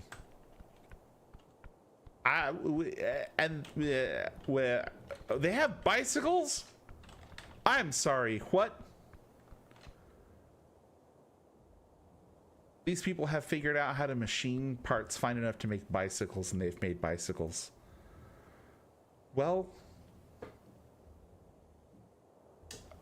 I'm into it. All right, behold, what is this? Sleeping for service, come back after midnight-ish. What is it with everyone being on this midnight schedule? Maybe it's down these stairs? Oh, yes, down these stairs across the grass. Hey, look, a goblin. Right click to like zoom out and see things that are interactable. That's... Behold, an empty barrel. An empty barrel. Trifle. Ooh, I found crowns. Oh, what's new, pussycat? Whoa, whoa, whoa. On a ledge overlooking a garden, you spot a black cat.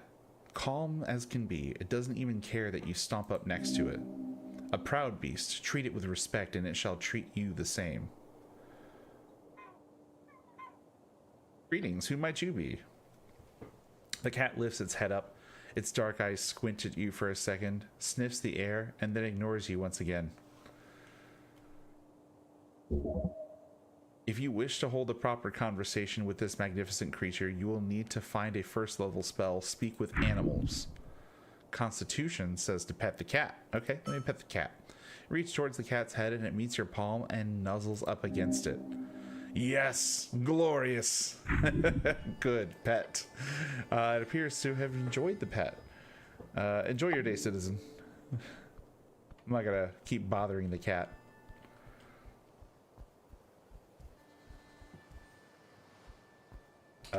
Dude, are you cool?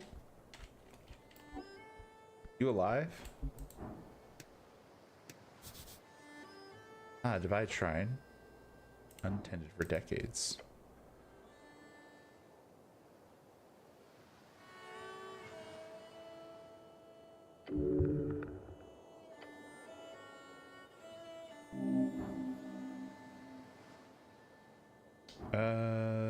Let's attempt a prayer of healing.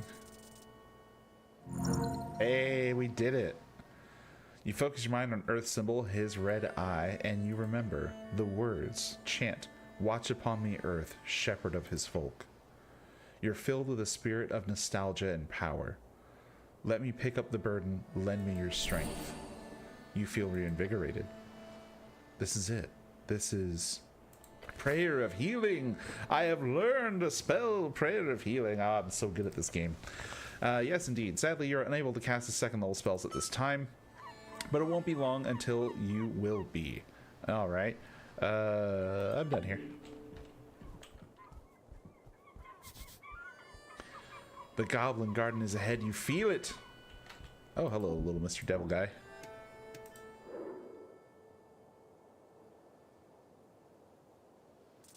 Strength behold. Oh no. Surprisingly content hard worker. Little devil. Okay. Well, we're not beating the himbo allegations here. Alright, excellent petting. You get +1 to pets. Yes. Sick. All right, Braxo Pencilwing, you raise your head towards the sky. Above you sits a tiny red creature. His wings flutter faintly in the wind. He's just a little guy with wings reading his little newspaper. The fiend throws a quick glance your way. He's annoyed. An evil creature, beware. Staring at a piece of paper, he does not acknowledge your presence. What you reading? A sigh escapes the fiend's maw. He slowly puts down the paper.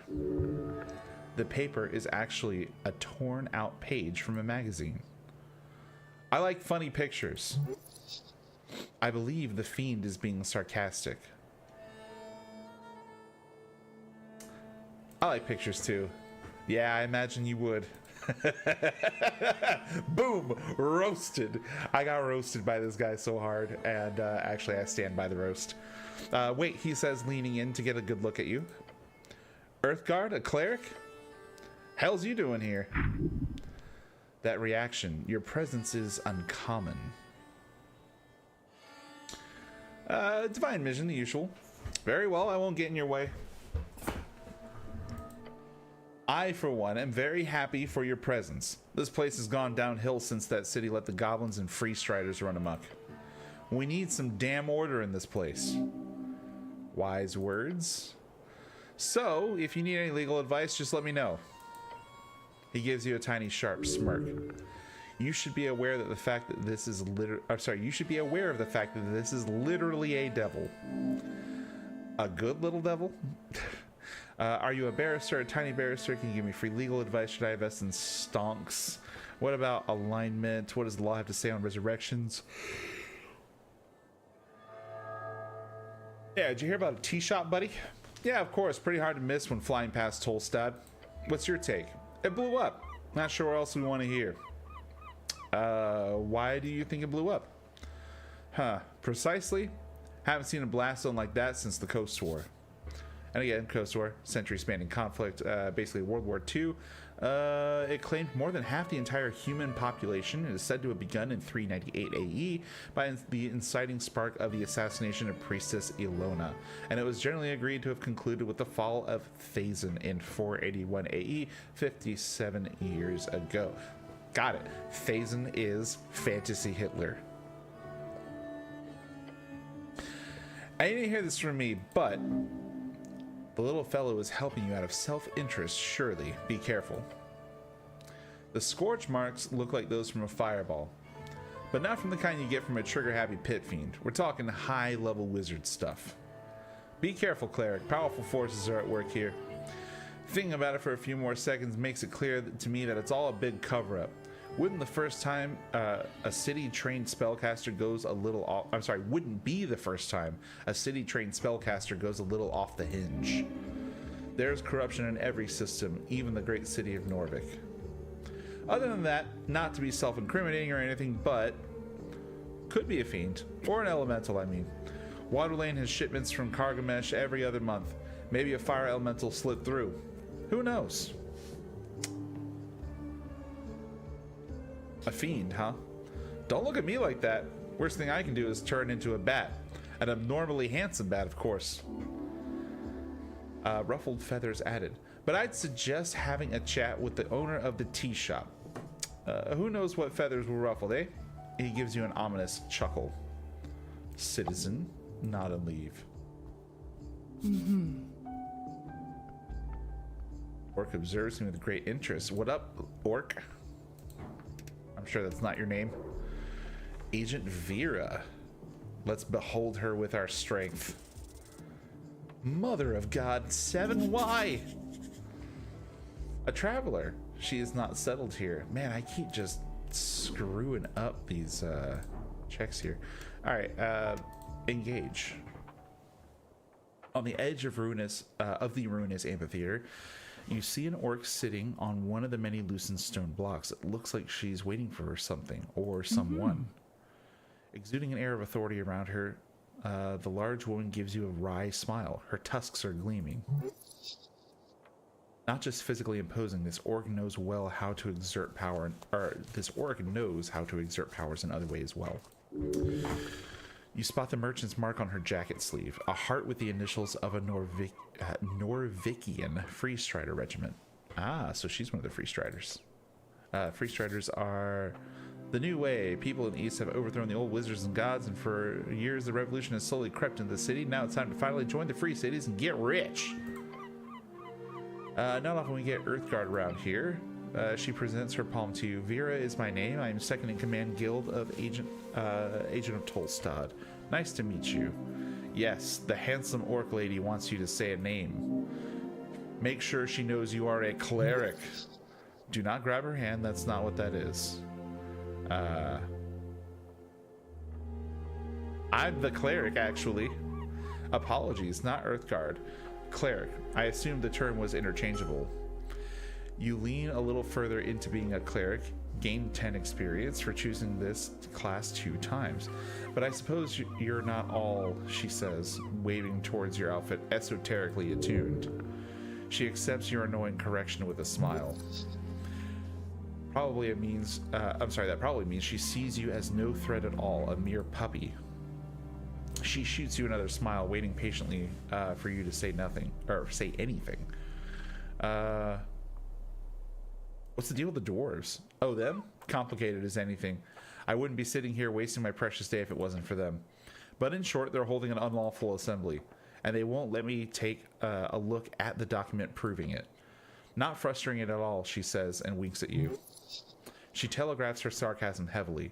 This is useful when communicating with slower individuals.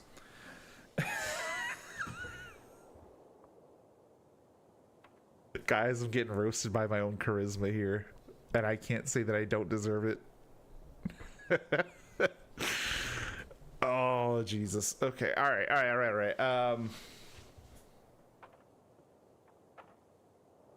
Okay, explain it to me in detail from the top. The words leave your lips as if you've spoken them 100,000 times. It's all just an inconvenience. These lovely Asgalists have decided by themselves to hold a rally here in this lovely little circle square. Unfortunately, they need a permission of public gathering, or a PPG. They do not have a proper PPG. You pick up on her use of the word proper. What does that entail? Proper? She scoffs. It's marked for last week. It's expired. But can you believe her? And you're just sitting here because... Simple, really. These dwarves are ignoring my call to disperse, so I am here as a witness. If they do not leave by sundown, they will be fined and or arrested. Why don't you just come back at sundown? I would, if it wasn't for the fact that I need to witness the entirety of the trespassing. And since they were served during the morning, if they do not disperse by sundown, they will be inflicted with the entire day's worth of fines. I'd have an assistant do it or a secretary, but we're stretched thin as it is with the election coming up. No, I'll just sit here and smile politely. Sounds like trouble. Ha! Trouble would be at least exciting. This is just dull. If only I could get my hands on those PPG documents. Oh, that's why they need to be pickpocketed. Then I could simply hand them over to the city and go home early, or rather head back to the office and complete the orc size. The draft for the marketing meetup. Sorry, I've got a lot on my plate. Good luck. Yeah, thanks. Nod your head and leave. We gotta go talk to this goblin.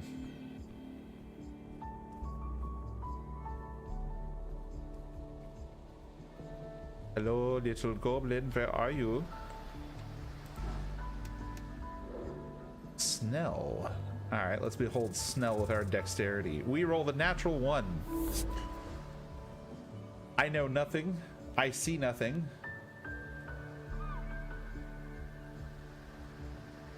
I'm a little embarrassed, not gonna lie. Alright. What's up, Snell? You find a goblin standing on the tip of Tolstad. His clothes are fit for a Reedsian trader, and his haircut is fit for an Ascani nobleman, a superficial fellow. A little weasel. Let me guess, you're the cleric. The cleric, yes.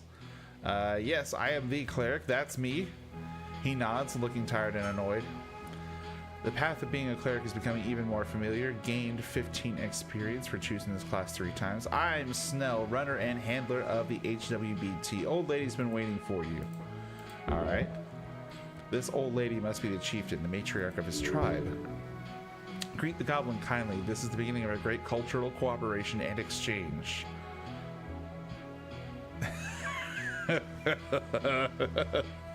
Oh no. Guys, do we choose the cringe option? Do we choose the cringe? Do we lean into the cringe?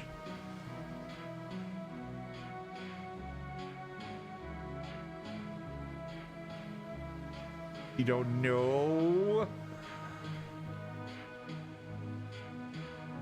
I'm gonna do it. I want to get punched by this guy. Nope. Nope. Snell gestures for you to get up. Stop. No squatting. That's not how you do it. I didn't know. I'm so sorry. It doesn't matter, but just don't, okay?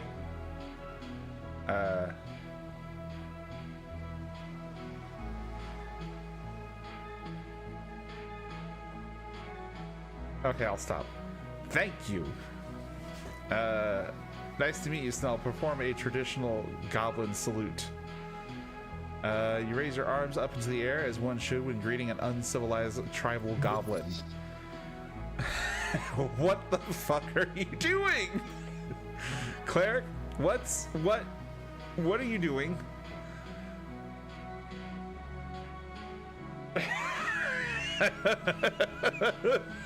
Oh no!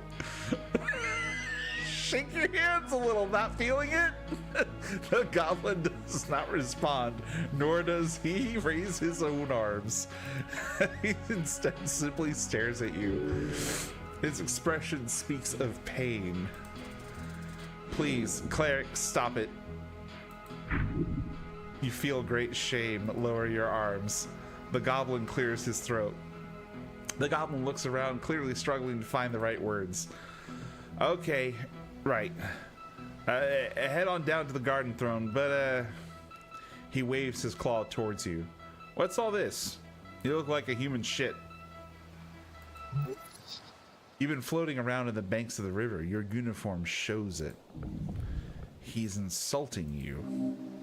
Everyone has an opinion. The distasteful dress choice of this goblin sure looks like shit as well. I fell into the river. He gives a shocked laugh. Wait, really? It's fine. Someone fished me up. Huh? Lucky you, I suppose. Just dust yourself off. A dragon's waiting, and trust me, you don't want to disappoint her. Is she spooky? Yeah, real scary. Insult her and she'll bite your head off. Then she'll scorch your corpse to dust. He laughs as he crosses his arms. Ah, but seriously, she will fuck you up if you annoy her. I'm not afraid of her. Famous last words. Okay, lead me to her. Good.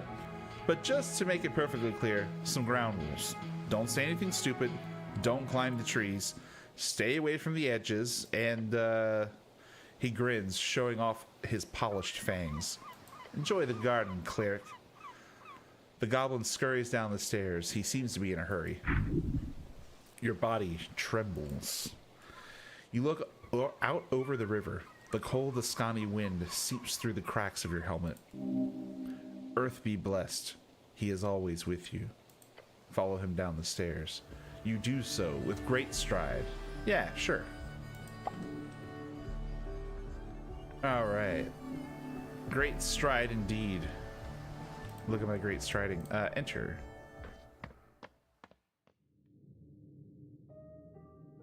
All right, guys, give me 1 second. I'm gonna take just a quick little break real quick just to snag a drink. I'm doing a lot of reading. I'm getting a little dry mouth, so just give me 2 seconds. I'll be right back.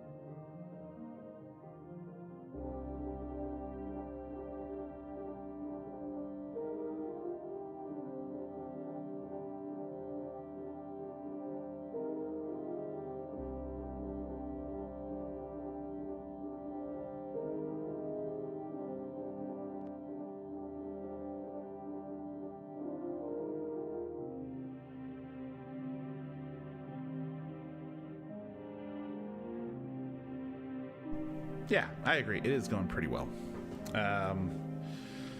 Sorry, just getting a little beverage here.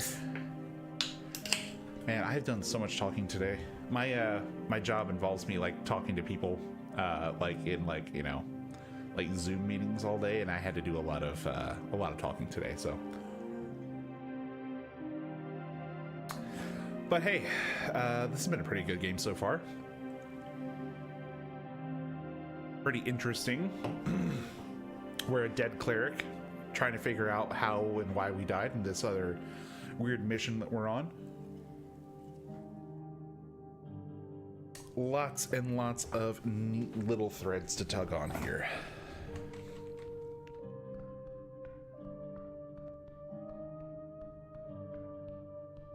All right, let's see. Where's the person that we're supposed to talk to? Oh, probably here, right? The dragon herself.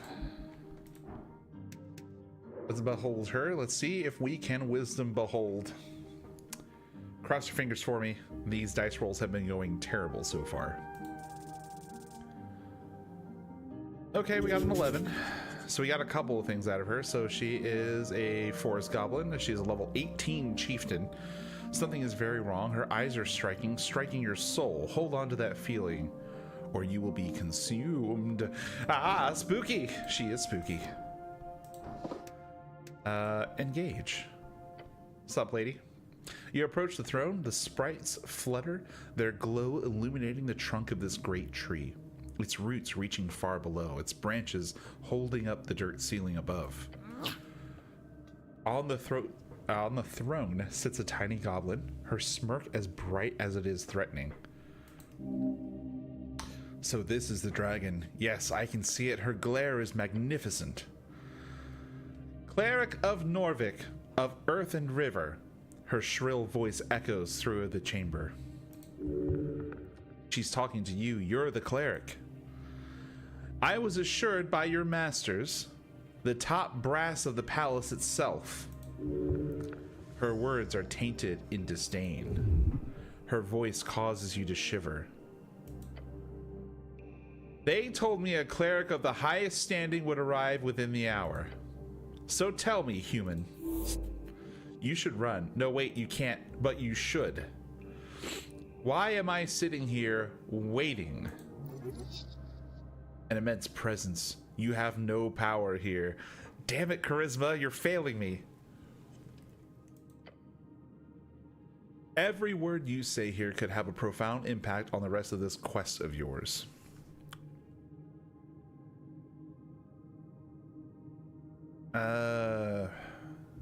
My apologies, lady. Her frown turns to a weary expression. Whatever. She is not feeling like mauling you now. Hey, good. You're dancing on a fine line. Hers is a frightful presence. You need to stand. Do not let her impact your stature. You can't take this much longer. You need to get out of here. Let's try to not become frightened. This should be okay. We've got a +2 to Constitution. Hey, we did it. You brace your entire being as you meet her glare. With trembling innards, you resist. She lifts her chin. You stand. Good. The dragon leans on her armchair, letting out an exhausted groan. It is vexing to watch my streets descend so far. Are you even aware, cleric? A local business caught up in an inferno, in the middle of the day, right on Pillar Road. My road. She roars, and you stand your ground. And yet, Magistrate Darrow, she spits out the name like it's a curse word. He alone believes the Halfway Bridge tribe does not have jurisdiction over this particular location. Magistrate is the highest government position beyond Lord Patriarch, chosen to rule a district in Norvik for 10 to 12 years, depending on their bloodline. Her anger is pure and intense. She's trying to reel it in. Ooh. Okay. Why does Darrow say that? Because he is a fool born out of nepotism and alcohol. Horrific slander. Where is your usual jurisdiction? She leans back and picks something from between her fangs. I have an official recognition of law on Lower Tolstad. And where exactly is this tea shop located? She glares at you. It is, or was, rented out of a corner on the central fort, just above the holes next to the pillar. She snaps her fingers towards the goblin to her right. That means it's part of the core foundation of this island fortress. Therefore, that property is legally an underground rental unit, he says, bowing his head. Lady. My people have been handling that damn crow's contract for years. But no, suddenly, when the entire unit goes up in flames, that's when my people no longer have the right to enter the premises, to deal with it, to clean up even. No, suddenly it is the city's business, and we should keep our noses out of it. Corruption, plain and simple. I'm just here to do my job, lady. Good. Her sharp glare stabs you. Then we're in agreement on that at the very least. And don't get me started on the actual effect this has on my people. Snell, she says, and beckons towards the comely goblin. He approaches the roots and takes a bow. Lady Sageleaf? Then he turns to you. The magistrate says it was an accident involving a fireplace failure. They've yet to send anyone in to actually investigate the scene. You want to check it out yourselves? Of course. The lady glances at him, to which he responds by making a nervous face. He's embarrassed. The explosion occurred on the 21st of March, just past noon. Oh, wow. That's pretty recent. 3 minor injuries were reported in the area. Luckily, foot traffic was low at the time of the incident. So despite the massive kaboom, no dead folks. Who were the injured? We only managed to get a name of one name in the chaos. A certain Frank, son of Frank, was said to have walked away with lesser burns. That's a sort of prefix used by Earthfolk, a human most likely. It's an honorable name, or it is honorable to name a son after the father. Ha! That ain't a real name. He was apparently dressed in a fancy yellow outfit, whatever that means. Beyond that, we have some conflicting accounts. One person said, quote, he looked like one of them dungeoneers, you hear? A real adventuring man, end quote. Another one said he was looking to get out of trouble, heading down the right stairs to the water lane. Dungeon or water lane? Both sound like trouble. A fancy yellow outfit? I'm assuming some sort of, some type of Reedsian fashion. Frank, son of Frank? Yeah, that's a fake name. Uh-huh. A dungeoneer? If you believe it, that comment was from one of the militia members. Could be smart to check the city below just in case, despite the dangers. Down the water lane? Yeah, seems he was heading down that direction, though down could mean a number of things, water lane included. Was he inside at the time? I doubt it, he says, considering the state of the building. Why was he there? We don't know. Where is he now? We don't know. You just let him leave? I wasn't there, cleric, but yes. The militia did let him leave since they were busy dealing with the fire. Although one of the militia members mentioned him just calmly walking away, down the stairs. Maybe down to the crossing or somewhere else, we don't know. Anything else you do know? Snell gives a nervous look to his master before answering you. We have theories, but we need proof. The lady sagely raises her claw. The unveiling has begun, cleric. Secrets in the ashes. Corruption, madness. She claws her wooden throne. Politics. Bureaucracy wears her down. This is clearly the work of a rogue spellcaster, someone who cannot go unpunished. Justice, yes. All right, strength, calm down. I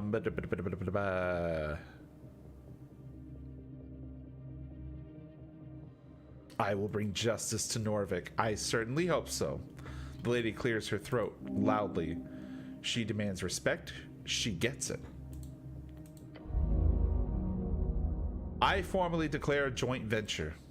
The Halfway Bridge tribe and the Earthguard city cleric shall investigate the tea shop on Pillar Road and bring to justice those who seek to harm the peace. No creature, foul affair shall escape my rage. The words seep out from her maw, burning the air. Every goblin in the chamber looks upon her in awe. She is theirs to serve. The dragon has spoken.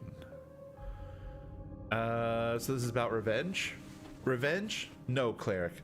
A gardener does not seek revenge upon the hail snail. They are simply eradicated. This is about keeping the peace, nothing more. Snell, she says, waving towards him. Yes, Lady Sageleaf, he says, bowing his head. You're the handler of this case. You worked on it since the explosion. You know more than anyone. Oh la la, complimented by his queen. I want you to represent the tribe on this venture. His face lights up. A goblin and a cleric. Together, you will have access to both the upper and lower Tolstad. You're going to have the pretty boy around. Damn, I thought this was going to be fun. His expression is that of shock. He did not expect this. Do not disappoint me, Snell.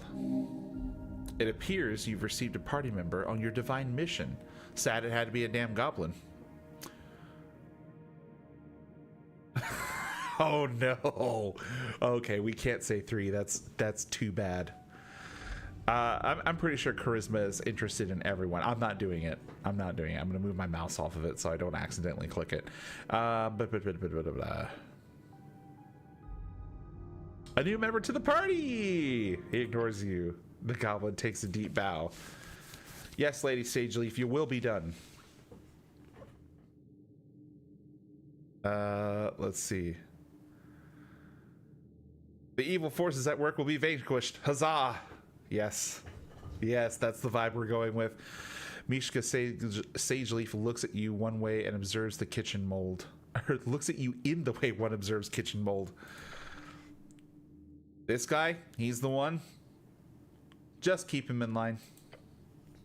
First priority is the tea shop. We need to gain access. Your new goblin companion gives you a quick wave. Let's go, cleric. Snell has joined as a companion. You can speak with him if you need help finding your way across Tolstad. For as much as she told you, there's a danger you're missing here. Okay, so let's tell him. I visited the tea shop entrance, but it was shut. Yeah, by esoteric decree. So you gotta ask your coin lord for the passphrase, unfortunately. And we should look for that witness. Yeah, our Frank dressed in yellow. He winces. Either over on Water Lane or down in the city below. Yeah, the port or the dungeon. I suggest the port since it's slightly less life-threatening, generally speaking. Alright, let's go. Yeah, let's go. Alright. Let's see if there's any other interesting people here worth talking to. You got a couple of doors that go places. Biskin's Lich House must be located within these walls, just a bit further up. Tunnel to the lower layer.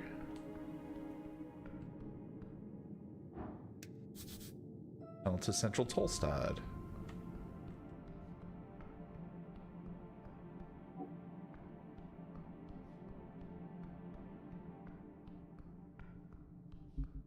If we find some interesting stuff here. An ask of ingredients. You can surely take some. Ooh, a garden apple and some incense. Very good. What's this? Tending to the garden. Back after lunch. Nessun. A potted mushroom cultivated by someone skilled. Swamp extract. Cool, free stuff. I'm sure nobody's gonna miss these things that I've taken, and it will never come back to bite me in the ass.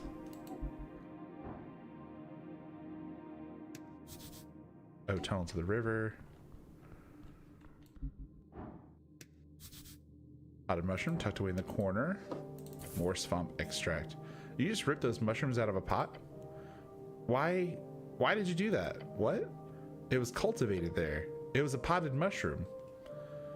I'm not sure why I did that. The primal scream. Someone worked hard cultivating those, and now you've just taken them. Can I put them back? No, you have to live with it. I guess so. Wow, my wisdom is upset with me. I wonder why. Hello. Can I interact with this? Let's enter. All right.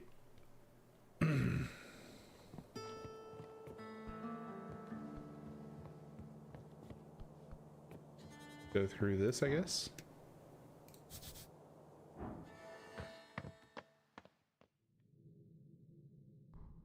Oh, I don't think this is where I meant to go.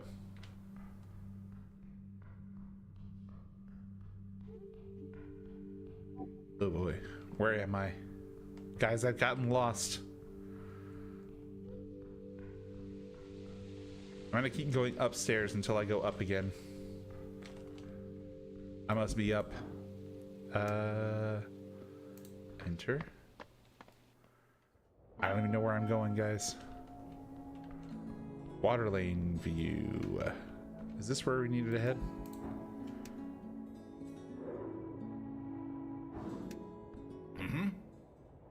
You approach your companion. Let's get on with it. Water lane sure is a crazy place, yeah? Your companion glances up into the rocky ceiling covered in dwarven artwork. One of the wonders of the hold on. Please hold.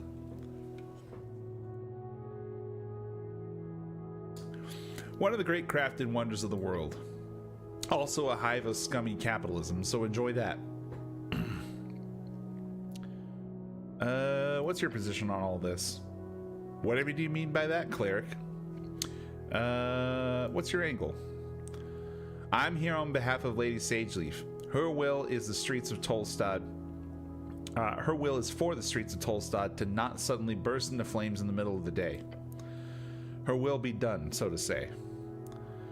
What if it bursts into flames in the middle of the night instead? I don't think she'd like that either. You got any family? I'm a goblin. What do you think? Goblins normally live in tribal societies with a broad family structure. Your companion most likely has, at the very least, a dozen or so siblings. Any less would be remarkable, even in Norvik. Why would you care about goblin family structures? They don't even have their own culture. That was the point of their genocide. Oh, holy hell. Well, I don't know. He sighs. Yeah, I got lots of siblings, duh. Ain't got no offspring, though. Thank the gods for that. I see you are infertile. The god suddenly looks very tired. He stutters out a response. He does not want to go further in this line of inquiry. No, cleric, I am not infertile. The second guess, you're a eunuch? I see you are uncomfortable. I will stop asking about this. Thank you, cleric. He looks relieved. I have some other questions. Remind me, what are we doing here again? Apart from disturbing the peace? He laughs. What do you want to know? Everyone seems on edge around here. No wonder. Election's coming up. People would be high-strung even without this whole mess about the tea shop. It's a big deal, you know. We're voting for the future. What are you voting for? None of your business. He says it like it's his default response. He has something to hide.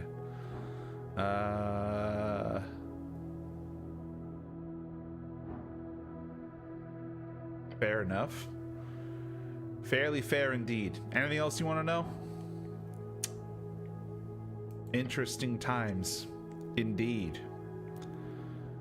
Where do I sleep tonight? I don't know, cleric. He gives you a defeated look. Can't the city pay for something? You're a cleric, for God's sake. Can I sleep with you?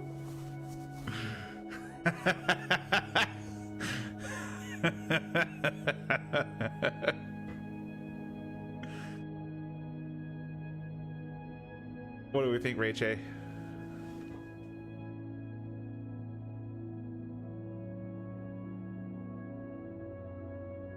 You mean what? Be direct. Why not? Okay. No, and seriously, don't phrase it like that. Maybe I can sleep with Viskin.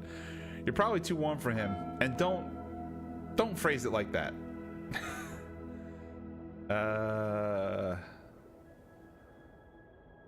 Yeah, I'll skip sleeping for now. Good luck with that.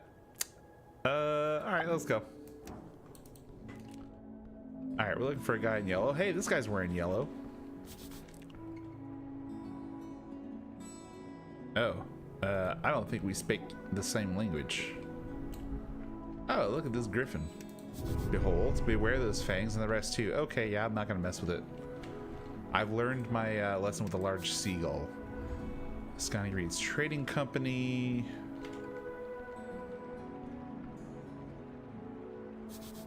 No one can dismiss the dwarf's architectural genius. Let's look at the anti-magic messaging. Free striderism. Oh, I didn't get to finish reading. I'm a slow reader. You can't do that to me.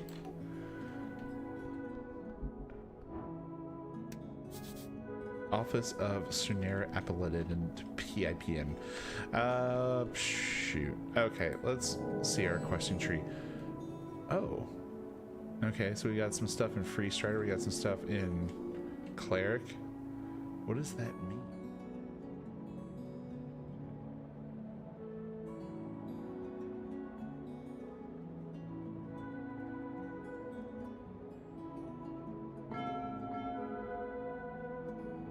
Oh shoot, so I gotta ask people about like their tea shop that blew up.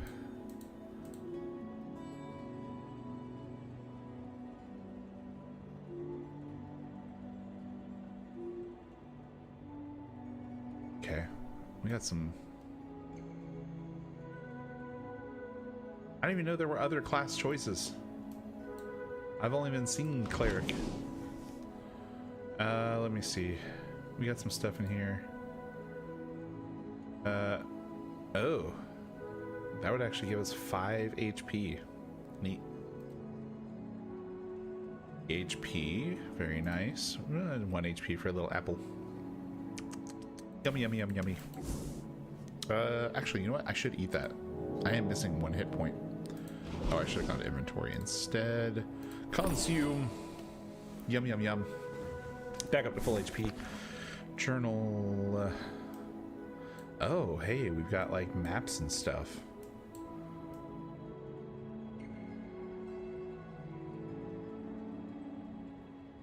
So we went from there to Waterlane View, so we're here. That was Pillar Crossing, so that means that we're like up over in this area, so we should keep searching down this way. I think.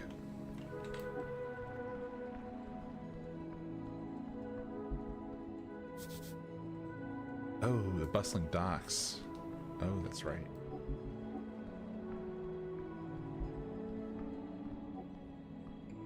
Oh, no. Okay, I guess I can't go down there. Behold, this bin is making a sound, a strange sound. How strange. Engage. Rive forest with malatic with. The trash inside this bin speaks to you.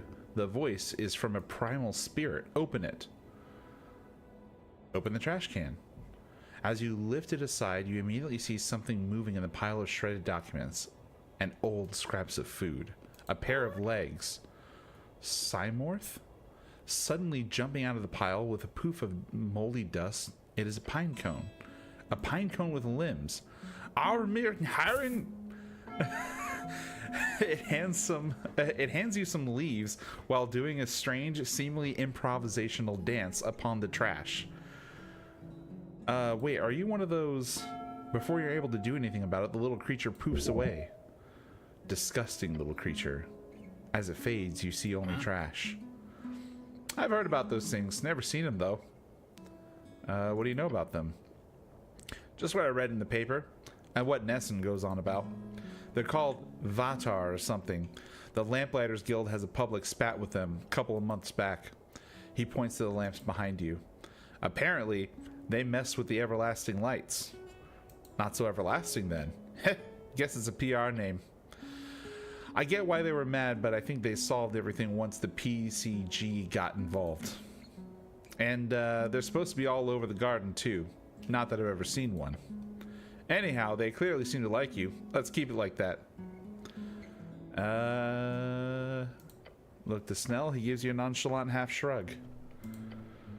It's Waterling. There's always something going on here. Alright, let's just walk away. So far, the trash cans seem to be like one of the most interesting things to interact with. Let's see. Anybody else down this way? We might go back into that building back there, but hey, what's this? A statue of Earth. Who left this here? You approach the shrine. And yes, this little figurine does still count as a shrine.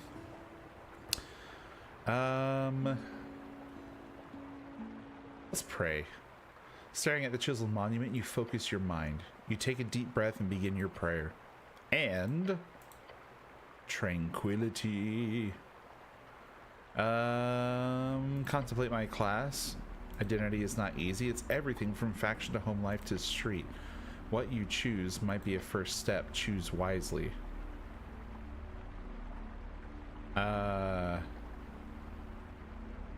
Contemplate the election. The first election, your vote won't matter. Your vote will be the most important of all. Ask those around you what they will vote for, and you might find your own voice along the way. Contemplate the tea shop. You let your mind go through the basics of what you know. The tea shop was destroyed in the middle of the day. Minor injuries were reported. Your goal is to enter the tea shop and investigate it properly. That's it. Okay, finish my prayer. Alright, I'm all done here. The never sleeping docks of the waterline, right below here. Conquest by river, by land, by heart. Interesting place, this Norvik.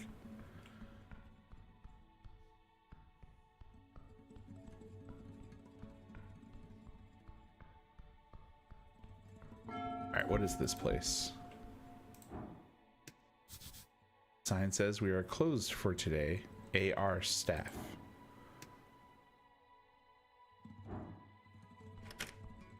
Closed for the day. Lame. Alright. Torna, the first of the river guilds. Let's check this place out. Seems like it's shut for the day. One of the many free strider. Oh, shoot. That's what I get for looking at it and then looking away. Let me see. Is there anything else that we haven't done here? We haven't gone to this place. Aha!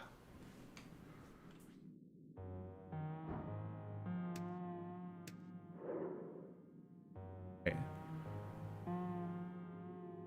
Snur Appledent. Hey, we got a somewhat decent DC on this one. He's a halfling, Ford Folk, level 4 scholar. Scholar of the Ford Nip Commonwealth, a man working out of a hole in the wall. This is the type of man who knows exactly where he is going and is simply going there very slowly and deliberately. He knows his expertise. His moves are calculated. His journey, long. Children's drawings on the wall. A scholarly commendation of the Ford Nip Commonwealth. Almost dead but not yet. Alright, let's engage him. You take a step into the cramped office, standing in front of a sleeping halfling. Good forenoon, citizen. Oh, he mutters and widens his bushy eyes. His confused gaze focuses on you. Life is pain. What? Terrible, terrible pain. Oh, he mutters and rubs his face. The wrinkles fold over one another like waves on a storied sea. Are you... He looks at you with his weary expression, then rubs his nose and sniffs twice. Are you here for the invoice? A quick glance to Snell. His words come out in a stilted halfling accent. What? The invoice. I don't have any invoice, not for you at least. Or, I'm gonna lean over to Snell. Should I have an invoice? No. No? No. Oh. Oh, hold on. I've already paid that invoice. You're here for something different. He leans in, facing Snell.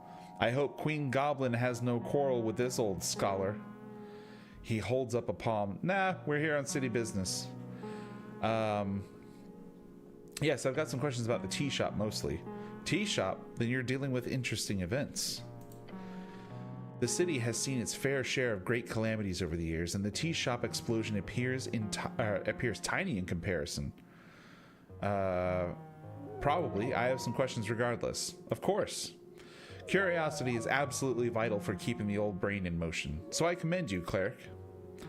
And you as well, my goblin friend. He looks around, grunting. Can I get either of you some fucking water, or... He wields swear words like coastal winds. No, thank you, your companion replies very quickly. You're Scholar Appendant, right? Or Scholar Appledent, right? Me? Yes. I am Snur Appledent, he says, and bows his head in the chair. Scholar of Fordnip University, in dedicated service to the progress of AIS. AIS? Alignment Intent Studies. Primarily, my expertise lands on the topic of alignment and its many historical and contemporary applications. Some bullshit, I will tell you. These days, I mostly deal with other forms of study. Specifically, I run this office here on the experimental technique of psychoanalysis. What sort of magic is that? No magic at all, although there has been some detect thoughts involved at some points in the development. It is a form of mind healing, as they call it. I'll be the one to call it support instead. It is essentially the idea that the mental present is shaped by the mental past, and that through dialogue, our unreleased unconscious ghosts can be vanquished.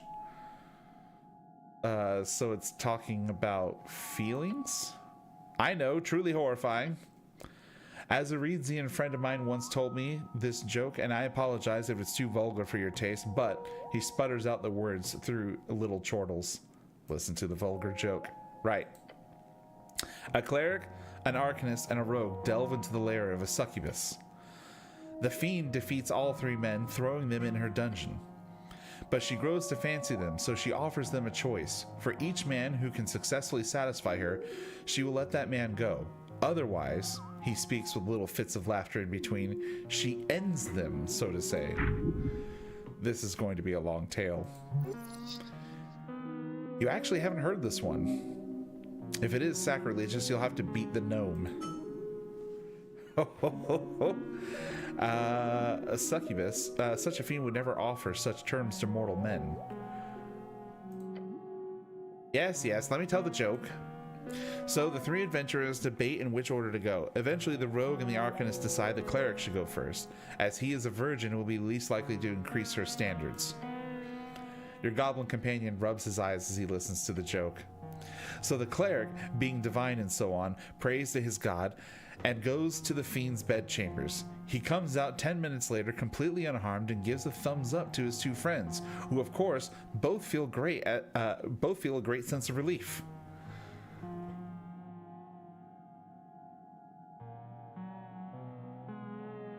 Ah yes, this. Are you familiar with this joke? The arcanist goes in next, confident and arrogant. If the cleric could do it, then this fiend must be easy. Within minutes, his bones roll out of the bedchamber entrance, the man having been incinerated by hellish flames. The rogue is horrified, but realizes, obviously, the arcanist overestimated his abilities. So carefully, he enters the bedchamber, ready to put every ounce of his effort into it. Less than a minute later, screams erupt from the bedchamber and the rogue's lifeless corpse falls out of the entrance. The cleric prays for the souls of his comrades and gathers their remains for burial. The succubus steps out smoking a cigarette. She tells the cleric, "My, your friends were truly terrible. They were just fumbling about down there. At least you managed to touch it a little." Yes, I played through this game and heard it. It is possible I have heard something similar before, though. Oh, okay. To which the cleric responds, You are truly an awful creature, and I will pray for your presence to be exorcised from this plane of existence every day until the day I die. Then, before he walks away, the cleric also adds, oh, but I did heal that horrible wound you had between your legs. Hopefully that makes you less evil in the future. The goblin lets out a slight gust of wind through his nose. Do you get it?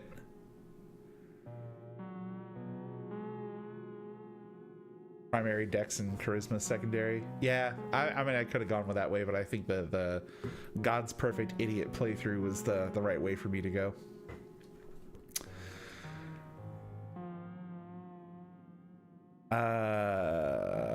Let me see. I don't get it. Oh. The halfling chortles loudly. My kind of humor, you might say. In short, you can view the succubus as an evil in the world which religious fervor would pray to repair. However, such reparation could often lead to not so optimal path. He keeps on laughing. Or most simply, you could say it's a basic allegory for alignment itself. The cleric meant well for all intents, but his actions cost the lives of both of his comrades. Is that evil or is it good? And so on. Either way, psychoanalysis. Yes, that's what we're talking about. It's about your feelings, thoughts, memories, choices you've made, things that have happened to you. They can bog you down, so to say, and the goal in my clinical practice is to root that out in my patients' minds and help make them aware of repressed negative baggage, if you will.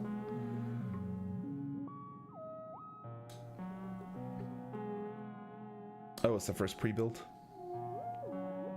High strength and wizard sort of feels like traditional expectations.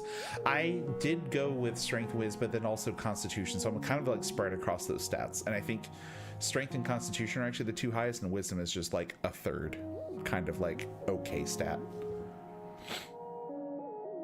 Yeah, I'm sure it's just like a different experience, like no matter what build you choose. I'm just going with God's Perfect Idiot here. All right, so one can move forward more speedily. I don't have any repressed negative feelings. A bold claim, but it is not the only thing I work on here. I'm currently exploring the dream of animus, a dream of man and woman. You dream about men and women? Sometimes, but the dream is just a concept of understanding of gender ideologues. Beyond that, I also focus a lot on my own unverified theories. He slaps his knees and grins. The folk spirit, have you heard of it? Yes. Oh, then tell me, what is it? We're gonna go for it.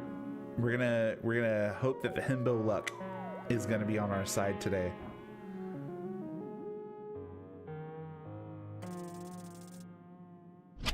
Nope, not quite. You stare at the halfling for about 30 seconds. You're a quiet one, cleric. An idea pops into your empty skull. Your empty skull.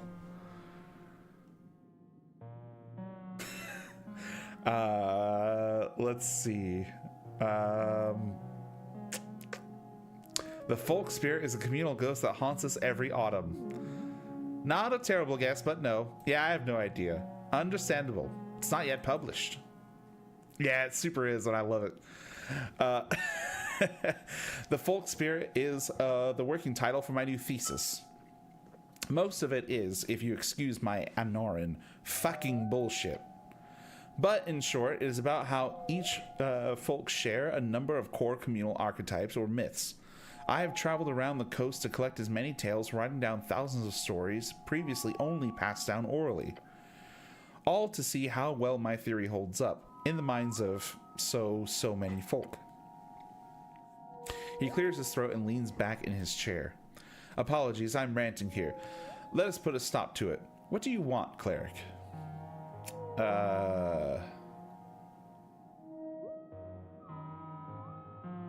What is love? Love? He lets out a frustrated groan. Pure calamity. Deadly and destructive. Its nature is perverted and foul. because it is a complete surrender without idealization. To love is to accept without proof or demands or conditions this complete surrender to another. Ridiculously risky. Yeah, fuck love. Give him a fist bump. Yes! He bumps your fist. Fuck it right away. Then he takes a breath, calming himself down for the punchline. Love is a completely unpredictable and dangerous encounter, and I have yet to meet a sentient folk which is not affected by it. And interestingly enough, I see no difference. It is universal. Elf love, halfling love, devil love. True love is always irrational. It is finding the perfect inside of the imperfect and falling entirely into it, swallowed by it. Some folk act it out in different ways, depending on their communal nature or biological urges. But if you are one of the few who do not need it, good. Be happy. If you are not, then good luck, and may the gods bless your soul. Who are you voting for in the election? I am a filthy Asgalist. Oh, why? Pragmatic dogma. The green banner has flown in a strange context here. It is a Republican wet dream of ours. Asgalism is supposed to be about abolishing the entire structure of hierarchy. That history driven by economic struggles, specifically the clash between classes. Asgal's end goal is a classless, stateless society where everyone's equal. Oh, Asgalism is where I should be going, not the Free Striders. The Free Striders are like ultra capitalists. Oh no, I need to correct course, guys.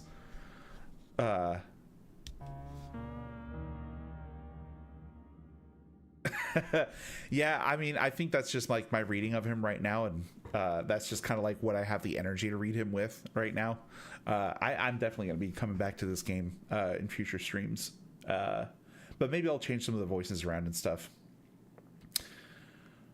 The Free Striders sure are. Okay, yeah, I need to abandon all Free Strider ties immediately.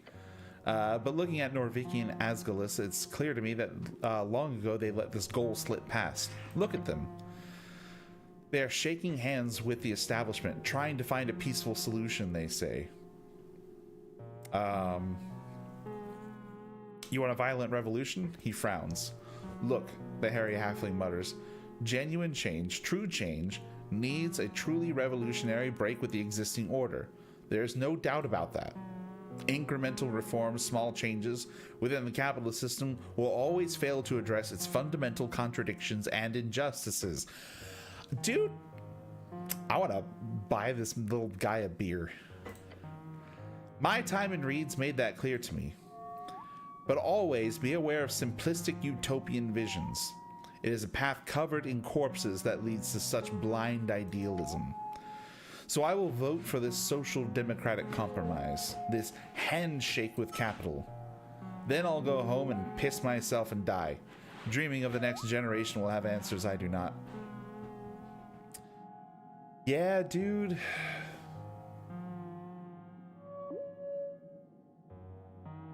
Never got anything entirely solid for Wisdom or Strength. Yeah, I realized like midway through like that these are characters that I should be reading as such. I'll work on it. We'll see if we can get some good stuff worked out here. Let's see. Compromise is good enough for now. You'd think I agreed. Part of me does. But I do truly hate this idea of tipping the hat to these truly fascist regimes. Fascist, a follower of fascism. Fascism, an ideology born during the Coast War, formed out of Lexandro's dream of a long-lasting empire, born out of the fallen theocracies of Reeds. Lexandro, someone your patriarch quotes a lot. His ideas modernized theocracies in Reeds, reviving them towards the end of the Arcane Era. The Arcane Era, the fourth of 5 eras, when the Arcanists arose, dominated the entire coast, only to fall when the Coast War crumbled their empires to dust. And yes, even the revolutionary Free Striders are fascists in a deep sense. How do you think they got their start? Through the coin of those who profited in the great suffering of Old Dominor, in the Coast War, in the grinding of flesh, in grinding the flesh of humanity. Free striderism is filthy opportunism, not republicanism. They are just arcanist regimes with painted mask and a slightly less horrific esoterical power in hand. Slightly.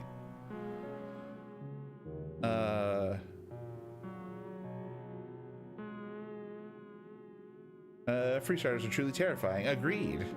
With a deep groan, he starts rubbing his hairy face. Workers unite and unionization and all guild power. It's all well and good until it gets too loud. Make a bit too much noise and the true power quickly and efficiently drop this illusionary mask facade. The esoteric spell that tricks us into thinking they care, or that they are in any way Fulcarian. So what about you, cleric? You're voting Asgalist, I presume?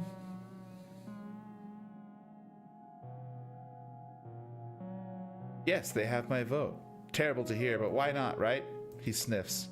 Now, for something else, before I start ranting about suffragette movement. Your companion glances at you. No, please, I really want to know what you think about the suffragettes. The halfling wags a finger at you. You're a brave man, cleric. Thanks. Wink at him. Stop doing that. He can't even see it.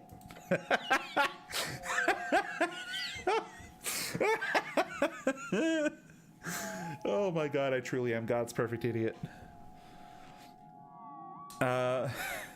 When the first talks of an election began, it was late Arcane era, about 30 years ago.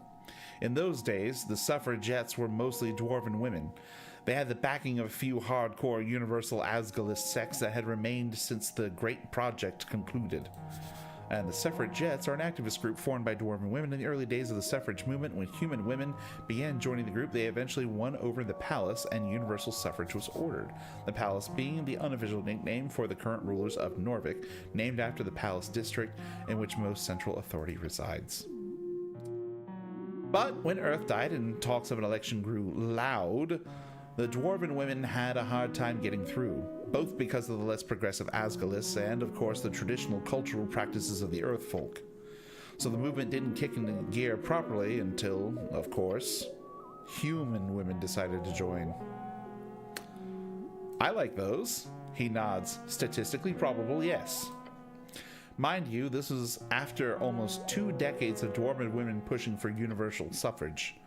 Within just a few years, with the voice of angry rich human women yelling and writing and protesting, the palace patriarchy gave in. That's the history lesson, but here's the part I'm fucking furious over. What? Those rich human women? Do you know what happened to them? He raises his hand. I'll tell you. Many of them are today fascists. Can you imagine? They run an incredible campaign in order to get the right to vote, to break their chains of oppression, piss off the tyrannical men, smash the patriarchy, and so on, all to throw their lot in with the very same traditionalist ideology. An ideology that clearly wants to, well, of course, also, not just have any voting going on at all, but specifically not allow women to vote.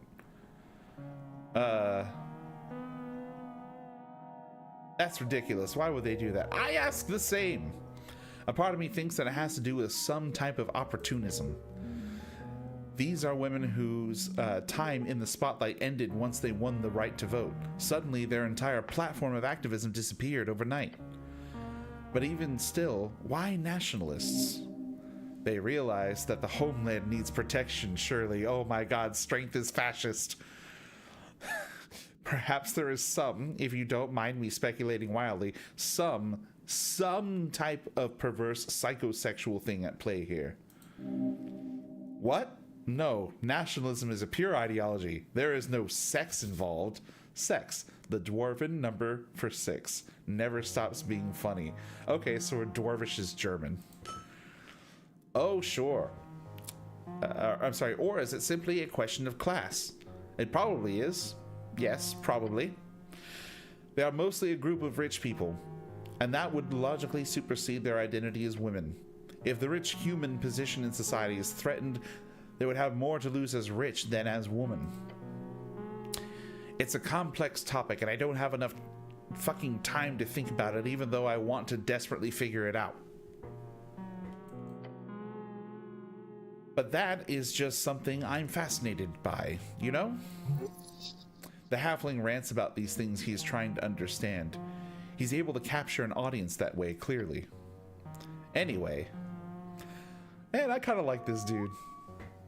He's a pretty chill little guy. Seems to be interested in like intersectionalist like feminism. All right. That's all for now. Thank you, citizen. Let's see. Oh, do I need to like save this? Yes, let's save. Yeah, let's create a new save file. Snare's office, day 1. Okay. Oh yeah, I think that I am gonna call it here. Let's see if we can find someone to raid. We still got some people hanging out here, so yeah, let's do a little raid.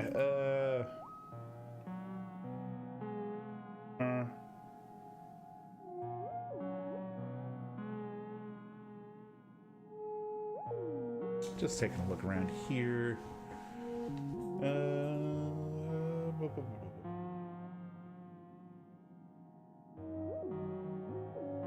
Alright guys, we'll be back tomorrow night for more.